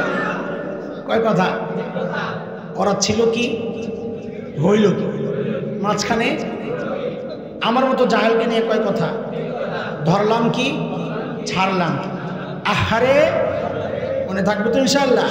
বাস এই এতক্ষণ যা বলছি, সামনে যা বলবো দেখবেন এই 6 কথার ভিতরেই আছে, আমি বাইরে যাই না, লাইনই আছে। চলেন সাহাবীদের ওই পোটলাটা খুলি, আসেনি না গেছে গে? আস্তে আস্তে করে খুলেন। কয় কথা? ছিল কি? হইল কি? মাঝখানে ছিল কি বলা হয়ে গেছে। ছিল কি বলা হয়ে গেছে। কি ছিল? 1 পয়সার জন্য যারা মানুষ খুন করত, মূর্তি পূজা যেন মিস না হয়, বগলের তলে করে সবরে মূর্তি নিয়ে যাইত, বাবা সামাজিক কলঙ্কের ভয়ে নিজের মেয়েকে জীবন্ত দাফন করত। এগুলো হচ্ছে ছিল সেই মানুষগুলাই কোরআনের ছোঁয়ায়, নববী শিক্ষা, নববী দীক্ষা, ওই মানুষগুলাই কি হলো দেখেন, হইল কি এবার দেখেন। সমস্ত সাহাবীর জীবনী আমাদের জন্য আদর্শ, কিন্তু আমি একজন সাহাবীর ছোট্ট একটা গল্প আপনাদেরকে শোনাই। বুখারী শরীফের হাদিস আসে, একজন সাহাবী হযরত আল্লাহর নবীর খুব প্রিয় সাহাবী সাঈদ ইবনে আমির আল জুমাহি রাদিয়াল্লাহু আনহু, অনেক প্রিয় সাহাবী। এটা বলবো কিনা, মানে নামটা বলবো কিনা বলতেছি, আবার চিন্তা করতেছি তো অনেক লম্বা হয়ে যাবে, আবার চিন্তা করি না, ঠিক আছে কোনো ছোট্ট গল্পওয়ালা কোনো সাহাবীর গল্প বুঝতেছি, আমি যে বলতেছি আস্তে আস্তে দেরি করতেছি, মাঝখানে ছাড়তেছি। আল্লাহ, আচ্ছা ঠিক আছে চলেন আমরা ছোট্ট করে ফেলবো, অসুবিধা নেই। ওইটাই বলবো। আচ্ছা, এটা কোনো আজে বাজে ফালতু বানানো গল্প না। আরবে এক বিখ্যাত কিতাব আছে সাহাবীদেরকে নিয়ে, সুয়ারুম মিন হায়াতিস সাহাবা। এটা নেটে পাওয়া যায়, নামায়া পড়বা, খুব সুন্দর কিতাব। ওই কিতাবের প্রথম ঘটনাটা, একদম প্রথম ঘটনা, ইসলাম কবুল করছেন একটু দেরিতে। দেরিতে মুসলমান হলে কি হবে, ঈমান ছিল বড় পাক্কা। কতটা পাক্কা একটা ছোট্ট গল্প শুনলে বুঝবে। হযরত ওমর যখন খলিফা, ওমর নরম না গরম? কেমন গরম? অনেক। ছোট্ট করে বুঝাই, নবী বলেছেন ওমর যেই রাস্তা দিয়ে চলে শয়তান ভয় আর ওই রাস্তায় থাকে না। ওমর কত গরম, বুঝছেন তো? হ্যাঁ, আপনারা বলবেন আমরাও যেই রাস্তায় চলি শয়তান ওই রাস্তায়ও থাকে না, ঠিক আছে না? হ্যাঁ আমি জানি, তবে কারণ ভিন্ন, কারণ ভিন্ন। ওমর যে রাস্তায় চলতেন শয়তান থাকতো না ডরে, আর আমরা যে রাস্তায় চলি শয়তান থাকে না দরকার মনে করে না। বস আপনি থাকতে আমি কেন যাব? কথা বলেন না? হ্যাঁ, খুশি হয়ে গেছিল আগে, এত সোজা ওমর হওয়ার স্বাদ যাচ্ছে না। আল্লাহ,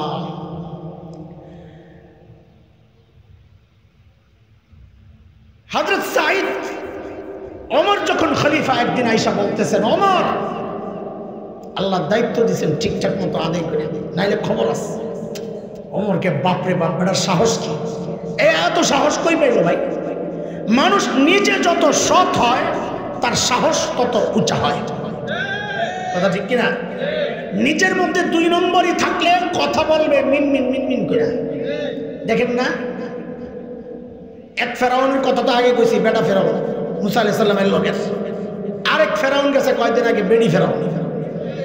ওই বেড়ি ফেরাউন বসা সামনে, সামনে কতগুলা দালাল সাংঘাতিক, দালাল সাংঘাতিক। সাংঘাতিক চিনেন কি? সাংবাদিক না, সাংবাদিক তো ভালো মানুষ, এরা সংবাদ প্রচার করে। ওগুলা সাংবাদিক না, যেগুলা বইতো ওগুলা হলো সাংঘাতিক।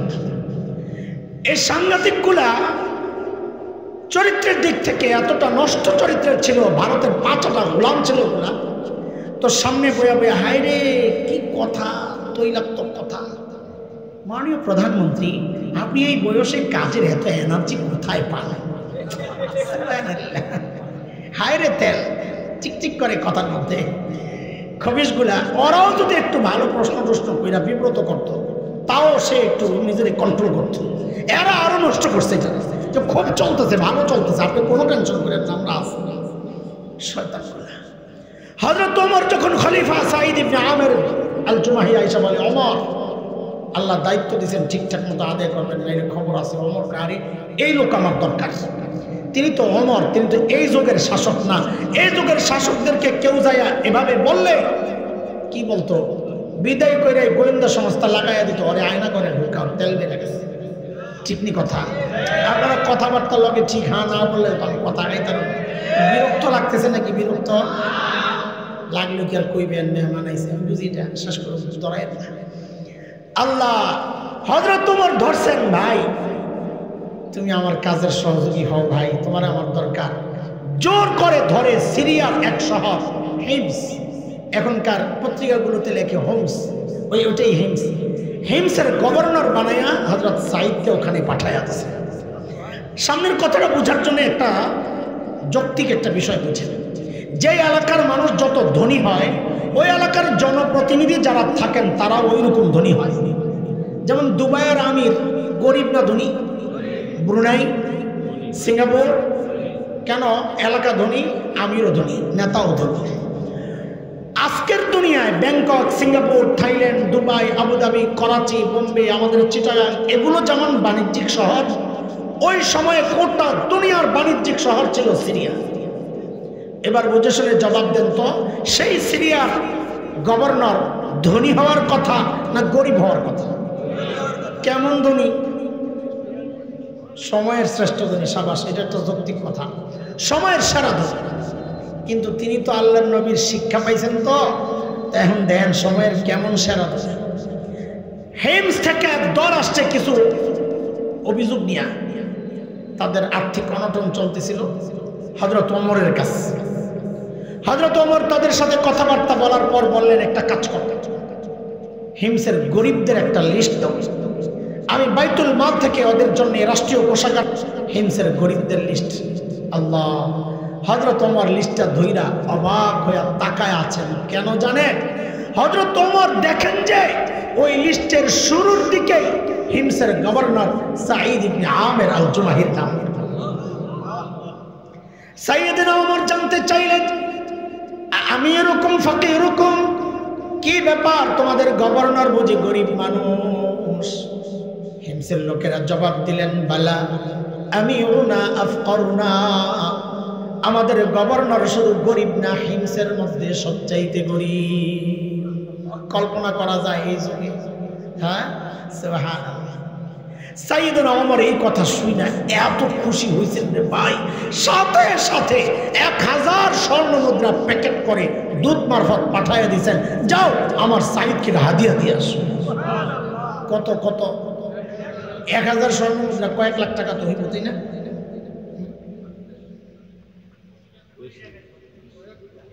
কয়েক কোটি। কয়দিন আগে হিসাব করছি 5 কোটি টাকার উপরে হয় বর্তমান বাজারে। এই বিশাল অঙ্কের হাদিয়া যখন হিমসে পৌঁছে, হযরত সাঈদ খুলে যখন চিরকুট পাইলেন, স্লিপ স্লিপ, হাযিহি হাদিয়া মিন আমিরুল মুমিনিন ওমর ইবনে আল খাত্তাব ইলা আমির হিমস সাঈদ ইবনে আমির আল জুমাহি। আল্লাহ, হযরত সাঈদ কি করলেন?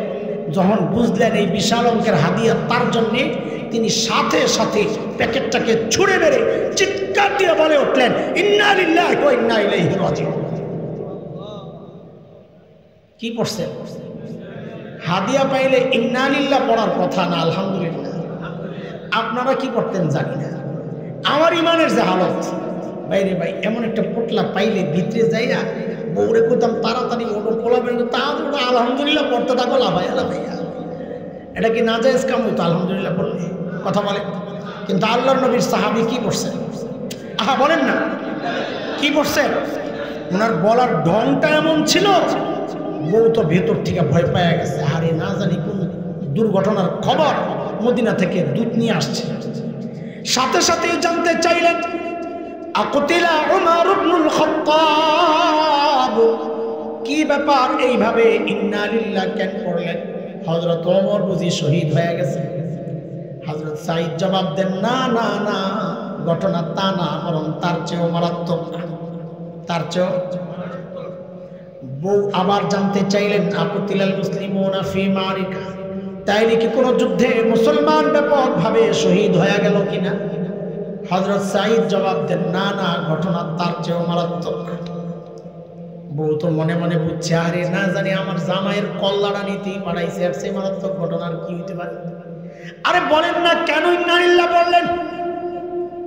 হযরত সাঈদের জবাবটা দোস্ত, কেউ যদি দুনিয়া বিমুখ হতে চায়, এই একটা লাইনের জবাব তার জন্য আদর্শ হইতে পারে। আহা, হযরত সাঈদ কি বলেন? উদখিলাত আলাইয়া দুনিয়া, উদখিলাত আলাইয়া দুনিয়া লিতুহলিকা আখিরাতি, আরে আমার ঘরে দুনিয়া ঢুকায়া দেওয়া হয়েছে আমার আখিরাত বরবাদ করার জন্য।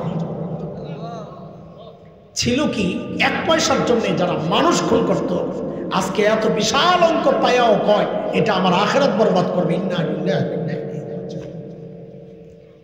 হায় আল্লাহ, সাথে সাথে বিবিকে বললেন, আমি চাই মদিনার দূত আমার ঘরে থাকতে থাকতে এই 1000 1000 স্বর্ণ মুদ্রা তুমি হিমসের গরিবদের মধ্যে বিলায়া দিয়া দেবে। কি বুঝলেন? কি বুঝলেন?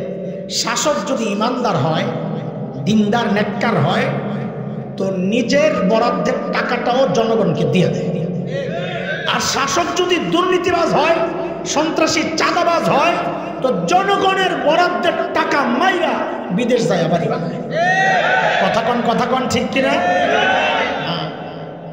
বউরে যখন কইছে সব দিয়া দাও, বউ তো আর আপনাকে বউ না, আমাকে বউ না, না আপনাকে বউ ভালো পাইছে, সিপা কোন বিপদে পড়ি, আমারটা রুপরি দিয়া যাক, সামনে নাই। আমার বউরে যদি কইতাম সব দিয়া দাও, একটা বেঞ্চি যে মাল লইলে আমার সব দিয়া দিব, বুঝুন কি দেখায়। বেশি পিড়াপিড়ি করলে বলতো কি 2 ভাগ করেন, অর্ধেক আমার, অর্ধেক আপনার, আমারটা থাক, আপনার আল্লাহ রাস্তায় দিয়া দেন, অনেক সওয়াব হইব। আল্লাহ ওই আরেকজন কয় ঠিক, আমারটা রুপিতে যাইতেছে, হ্যাঁ কয় ঠিক, এটা তো করে বাঁচাই দিলাম। আল্লাহ আল্লাহ আল্লাহ আল্লাহ। না না, বউ তো হাসান জামিলের বউ না, বউ তো সাহাবীর বউ। কার বউ? পোলাপাইন যারা বিয়া করার সময় একটা পড়া মুখস্থ কর, আমার সাথে কাজে লাগবে, বল আমার সাথে, জেসকাল লগে তেসকা, বল বল। অনেক পোলাপাইন আইসা ভাইয়া আয় হুজুর একটু দোয়া করেন, বউ পাইতাছি না, তোর বেটা দোয়া করো। তুই নিজে বউ 5টা কারণ কি জানোস? কি কারণ? আমি তুই নিজে 2 নম্বর আর বউ খোঁজস রাবেয়া বসরিয়া, এটা জিন্দিগিতে হইব না। আল্লাহ কি জালেম রে বেটা, তোর মতন 2 নম্বরের কাছে রাবেয়া বসরিয়ারে পাঠাই। তুই রাবেয়া বসরিয়া পাইতে হইলে তুই নিজে হাসান বসরি হয়ে যা। এটা কি আমার কথা না কোরআনের কথা? আরে কথা কও না, আমার কথা না কোরআনের কথা। সূরা নূরে আসছে না মানো না? আল্লাহ বলতেছেন আল খাবিসাতু লিল খাবিসিনা ওয়াল খাবিসুনা লিল খাবিসাত ওয়াত তাইয়িবাতু লিত তাইয়িবিনা ওয়াত তাইয়িবুনা লিত তাইয়িবাত উলাইকা মুবাররাউনা মিম্মা ইয়াকুলুন লাহুম মাগফিরাতুন ওয়া রিজকুন কারীম। এই পুরো আয়াতের তর্জমা যদি করি তো কি বাইর হয়? জেসকাল লগে তেসকাল। ভাই ঠিক আছে, আল্লাহর নবীর সাহাবী যেমন বউ তো তেমন, বলার সাথে সাথে বিবি নিয়া ওই 1000 স্বর্ণ মুদ্রা হিমসের গরিবদেরকে বিলায়া দিয়ে দিয়েছে। দুধ বসে বসে কারবার দেয় আর খোদা কই আইলাম, এরা মানুষ না ফেরেশতা? দ্রুত ফেরত গেছেন মদিনায়, যায় হযরত ওমরকে বলতেছেন হযরত আমারে কই পাঠাইছেন, এরা তো মানুষ না ফেরেশতা। হযরত ওমর শুইনা আবার পাঠাইছেন 1000, আবারও একই গল্প। এইবার হযরত ওমর এত বেশি খুশি হয়েছেন, বললেন এই কাফেলা রেডি কর, আমার সাইদকে দেখতে যাব। ও দোস্ত সুবহানাল্লাহ তো বাইরে হয় না কেন? কারণ আপনারা মনে করতেছেন এটা তো কঠিন কি আছে, মোবাইলে টিপ দিছে, টিকিট কেটে চালাইছে, এয়ারপোর্টে গিয়ে ফুট করে গেছে গা, ওটা ওই যোগ আছে, এই জন্য তো সুবহানাল্লাহ বের হয় না। নাকি বাসায় যায় পড়বা? তো থাক, চুপচাপ থাক। আল্লাহ, সাইয়েদনা ওমরের কাফেলা যখন হিমসে ঢুকে, গোটা হিমস যেন ভেঙ্গে পড়ে। চারদিক থেকে হাজারো মানুষ ছুটে ছুটে আসছে। কেন? আহারে আমাদের আমিরুল মুমিনিন আসতেছেন, আল্লাহর নবীর শ্রেষ্ঠ সাহাবী ওমর আসতেছেন এক নজর দেখার জন্য। হযরত ওমর বসা, পাশে সাঈদ ইবনে আমির, সামনে হাজারো মানুষ। হযরত ওমর চিন্তা করলেন, সাঈদকে আমি তো ভালো জানি, কিন্তু জনগণ কি বলে, এই সুযোগে একটু পরীক্ষা করে নেওয়া যাক। অনেক সময় দেখা যায় নেতার কাছে নেতা ভালো, কিন্তু পাবলিক দেখতে পারে না। কথা কোন ঠিক কিনা? হযরত ওমর ডেকে জিজ্ঞেস করলেন, এই হিমসের মানুষ, তোমাদের গভর্নরের বিরুদ্ধে কারো কোনো অভিযোগ আসেনি? থাকলে দাঁড়ায় যাও। বাপরে বাপ, এই যুগে যদি কোনো নেতা এলাকায় যায় বলে এই আপনাকে এলাকার নেতার বিরুদ্ধে কারো কোনো অভিযোগ আসেনি, তো পাবলিক মাথাটা নিচের দিকে দিয়া বলবো অভিযোগ তো আছে, কিন্তু দাঁড়াবো না, এখন দাঁড়াইলে সকালে শুয়ে পড়া লাগবে। কথা ঠিক নেই রে ভাই, কথা ঠিক নেই বাবা। এরপরে তো ভোটটা এনেই দিবেন, এবার হবে না ইনশাল্লাহ। সব দেখা শেষ, এবার দেখতে চাই কোরআনের বাংলাদেশ ইনশাআল্লাহ। ঠিক আছে না ইনশাআল্লাহ? হযরত ওমর যখন বলছেন অভিযোগ থাকলে দাঁড়ায় যাও, ওই কোনার থেকে এক বুড়া দাঁড়ায় গেছে, আসেও বাপরে বাপ। মানুষ হলো অনুকরণ প্রিয়, দেখা দেখি কাম করে। আপনি বিশ্বাস না হলে রাস্তার মাঝখানে দাঁড়াইয়া গাঁটটা ব্যথা করতেছে, এমনি কতক্ষণ তাকায় থাকে মুখের দিকে, চোখ করলাম বন্ধ, দেখবেন কি পাশে দিয়া যারা যায় অধিকাংশই দাঁড়াইয়া দেখবে আপনি কি দেখতেছেন। ঠিক নেই কথা? আল্লাহ একজন যখন দাঁড়াইছে সাথে সাথে আরো তিনজন দাঁড়ায়। ওমর কয় সর্বনাশ, কারে দেখতে আইলাম, ওই বেড়ার বিরুদ্ধে দেখি অভিযোগের শেষ নাই। দোস্ত একটু চাপ ওদিক দিয়ে মোহতারাম আমার ডাইনপন্থী বানায়। ডাইনপন্থী বানাইতে গিয়ে তো আমি বামপন্থী হয়ে গেলাম, বাম পাশে কই হুজুর আসছি নি দোস্ত? হ্যাঁ মোহতারাম মাশাআল্লাহ জাযাকুল্লাহ বারাকাল্লাহ হায়াকুম। আর একটু আগে এলে আমি তাড়াতাড়ি শেষ করতাম। আল্লাহ কবুল করে। মনে আসেনি না ভুলে গেছে? বলেন আপনার কি সমস্যা? আল্লাহ ও ভাই কি শোনাইতেছি, হইল কি হইল কি মনে আসেনি? কি বলেন আপনার কি সমস্যা? আমিরের বিরুদ্ধে অভিযোগ। বলে আমিরুল মুমিনিন কারে পাঠাইছেন? এই বেটা মাসে একদিন অফিসে আসে না। মাসে কয়দিন? এটা বলে অভিযোগ। আর আমরা তো সপ্তাহে ছুটি কাটাই 2 দিন, আরো কত বন্ধ, পূজার বন্ধ, এই বন্ধ, দুনিয়ায় আগমন দিবস, দুনিয়া থেকে বিদায় দিবস। হায় রে 20 বছর পরে বিশ্বাস করালে খারাপ, 20 বছর পর আর কোনো দিবস খুঁজা পাইবো না, শেষে নতুন দিবস বাইর করবো, জামাইবো কাছাকাছি দিবস নাই তো আর কিছু। কি যে একটা অবস্থা, এই যে বন্ধ আর বন্ধ। আল্লাহ নবীর সাহাবীর বিরুদ্ধে অভিযোগ, মাসে কয়দিন আসে না? একদিন আসে। হযরত ওমর তো রাগ হয়ে গেছে, সাইদ জবাব, কেন তোমাকে মানুষ মাসে একদিন পায় না, কি করো, কই যাবো? আল্লাহ ছিল কি ওইটা শোনাইলাম, হইল কি শুনে? আল্লাহ নবীর সাহাবী আসামির কাঠগড়ায় দাঁড়ায় বলতেছেন, আমিরুল মুমিনিন আপনি তো জানেন আমি গরিব মানুষ, এই যে আমার গায়ে 2 টুকরা কাপড় দেখছেন, একটা লুঙ্গির মতো করে পরা, আরেকটা চাদরের মতো করে জড়ানো। আমিরুল মুমিনিন আমার না এই 2 টুকরা কাপড় ছাড়া আর কোনো কাপড় নাই। বলে তো মাসে একদিন কেন আসো না, সেটা না বলতে। বলে 1 মাস এই 2 টুকরা কাপড় পরতে পরতে পরতে পরতে দুর্গন্ধ হয়ে যায়, নিজেরও কষ্ট হয়, যারা আসে আমার কাছে ওদেরও কষ্ট হয়, তাই মাসে একবার উপরেরটা ধুয়া দেই, শুকাইলে নিচে পড়ি, নিচেরটা ধুয়া দেই, শুকাইলে উপরে জড়াই।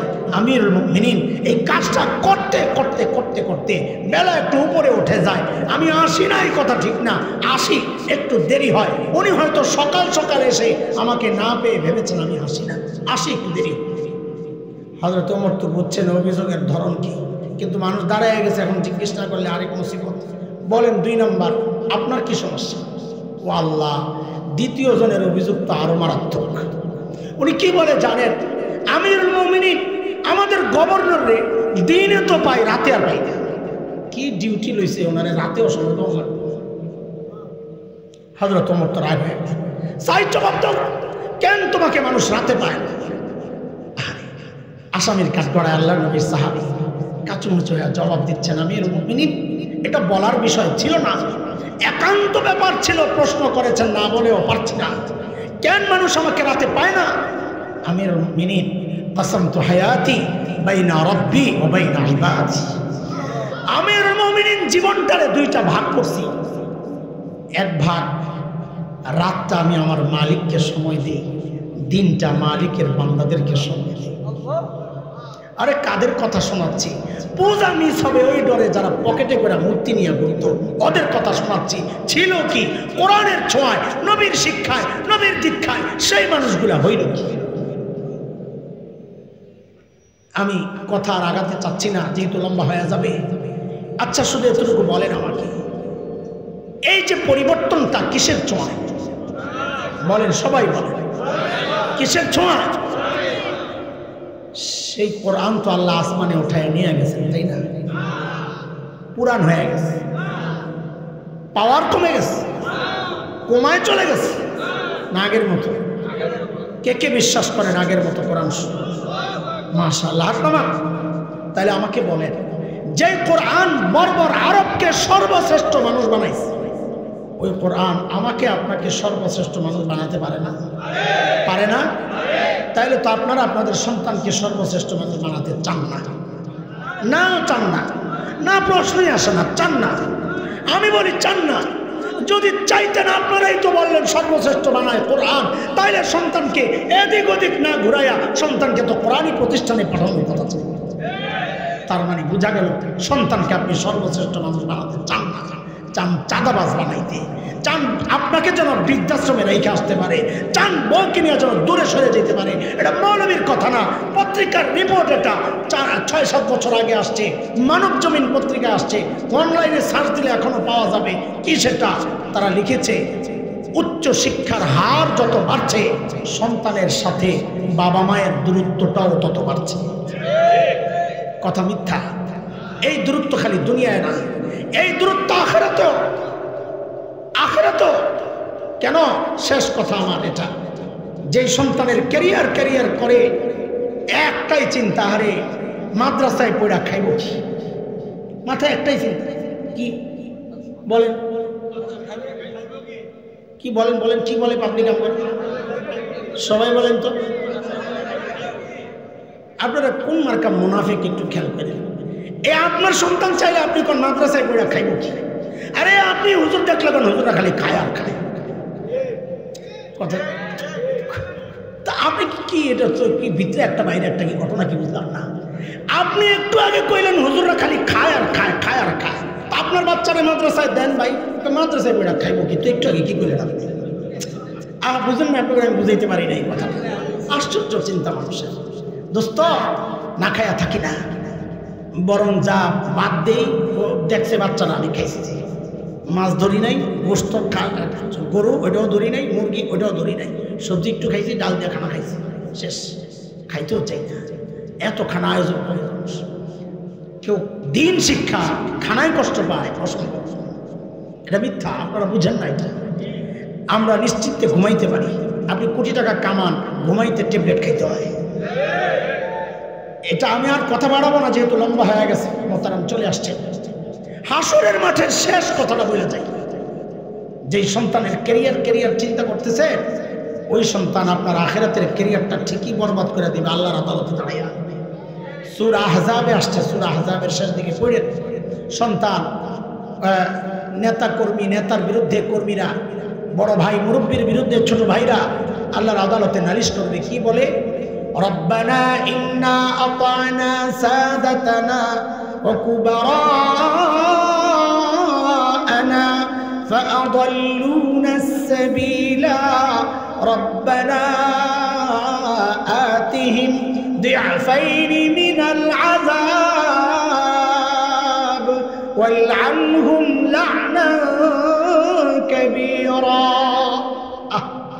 সন্তান বলবে, আল্লাহ আমার বাবা মা, আমার মুরব্বী, আমার নেতা, দুনিয়ায় তাদেরকে আমি মেনেছি, তারা আমাকে বিভ্রান্ত করেছে, পথভ্রষ্ট করেছে, এখন আমি ডাবল শাস্তি চাই। কত শাস্তি? বলে ডাবল কেন? তাফসীর পরে বুঝেন, আগে এমনি বুঝেন। বলে আমার খাওয়ানোর দায়িত্ব ছিল, খাওয়ায় নাই, এক অপরাধ। বিষ খাওয়াইছে, আরেক অপরাধ। এবার তাফসীর বুঝেন, আমাকে দিন শেখানোর দায়িত্ব ছিল, শেখায় নাই, এক অপরাধ। বদ্দিনী শিখায়া নাস্তিকতার দিকে ঠেলে দিয়েছে, আরেক অপরাধ। আল্লাহ, এই দুই অপরাধের কারণে আমি ডাবল শাস্তি চাই। আপনি তো রহমান রহিম, বান্দার চিৎকার চেঁচামেচিতে মায়া লাগবে। দুনিয়ায় যারা আমার উপর দয়া দেখায় নাই, দিন শিখায়া মায়া দেখায় নাই, আজকে তাদের জন্যে আমিও কোনো মায়া চাই না। তো বলে কি চাও? বলে ওয়ালআনহুম লা'নান কাবীরা, ওদেরকে আপনার রহমত থেকে দূরে, বহু দূরে সরায়া দেন। আহারে, যে সন্তান পড়ার কথা ছিল, রব্বির হামহুমা কামা রব্বায়ানি সগীরা, সেই সন্তান এখন বলতেছে ওয়ালআনহুম লা'নান কাবীরা। নাউযুবিল্লাহি মিন যালিক। এরপরও মনে মনে অনেকে খুশি, আপনারাই জিতে গেছেন, আমরা মৌলবি ঠকে গেছি। ভাবতে থাকেন, আমাদের দায়িত্ব বুঝাইয়া দেওয়া, আমরাও ঠকি নাই, আমাদের মা বাবাও ঠকেন নাই। আমরা যারা মাদ্রাসায় আছি, আমরাও ঠকি নাই, খোদার কসম, আমাদের মা বাবাও ঠকেন নাই, আলহামদুলিল্লাহ। যারা সন্তানকে দিন শেখাচ্ছেন না, আমি দায়িত্ব নিয়ে বলছি, সময় কম নাইলে আমি পাই টু পাই হিসাব বুঝাইয়া দিতাম। কেন আপনারা ঠকেছেন, কেন আমরা জিতেছি? আপনারা নিজেরাও ঠকেছেন, সন্তানকেও ঠকাচ্ছেন। আমরা নিজেরাও ঠকি নাই, আমাদের বাবা মাও ঠকেন নাই। আলহামদুলিল্লাহ। এই মাদ্রাসা বলেছি, মাদ্রাসার পরিচয় জানাইতে চাই। মাদ্রাসা কি করে, কাজ কি? অনেকের নেগেটিভ চিন্তা আছে। না না না, মাদ্রাসা প্রত্যেক বাচ্চাকে সোনার ছেলে বানায়া দেয়। কোরআন মানুষকে বিপদগামী করে না, কোরআন মানুষকে সর্বশ্রেষ্ঠ মানুষ বানায়। এটা প্রমাণিত সত্য। সত্য যে মানে না, সে আসলে কোরআন চিনে না। আল্লাহ তাআলা আমাদেরকে সবাইকে কোরআনওয়ালা বানায়া দেন। কোরআনী শিক্ষা আমাদের সন্তানকে যেন শিক্ষিত বানাইতে পারি। আল্লাহ সে মানসিকতা, সে হিম্মত দান করেন। আমিন।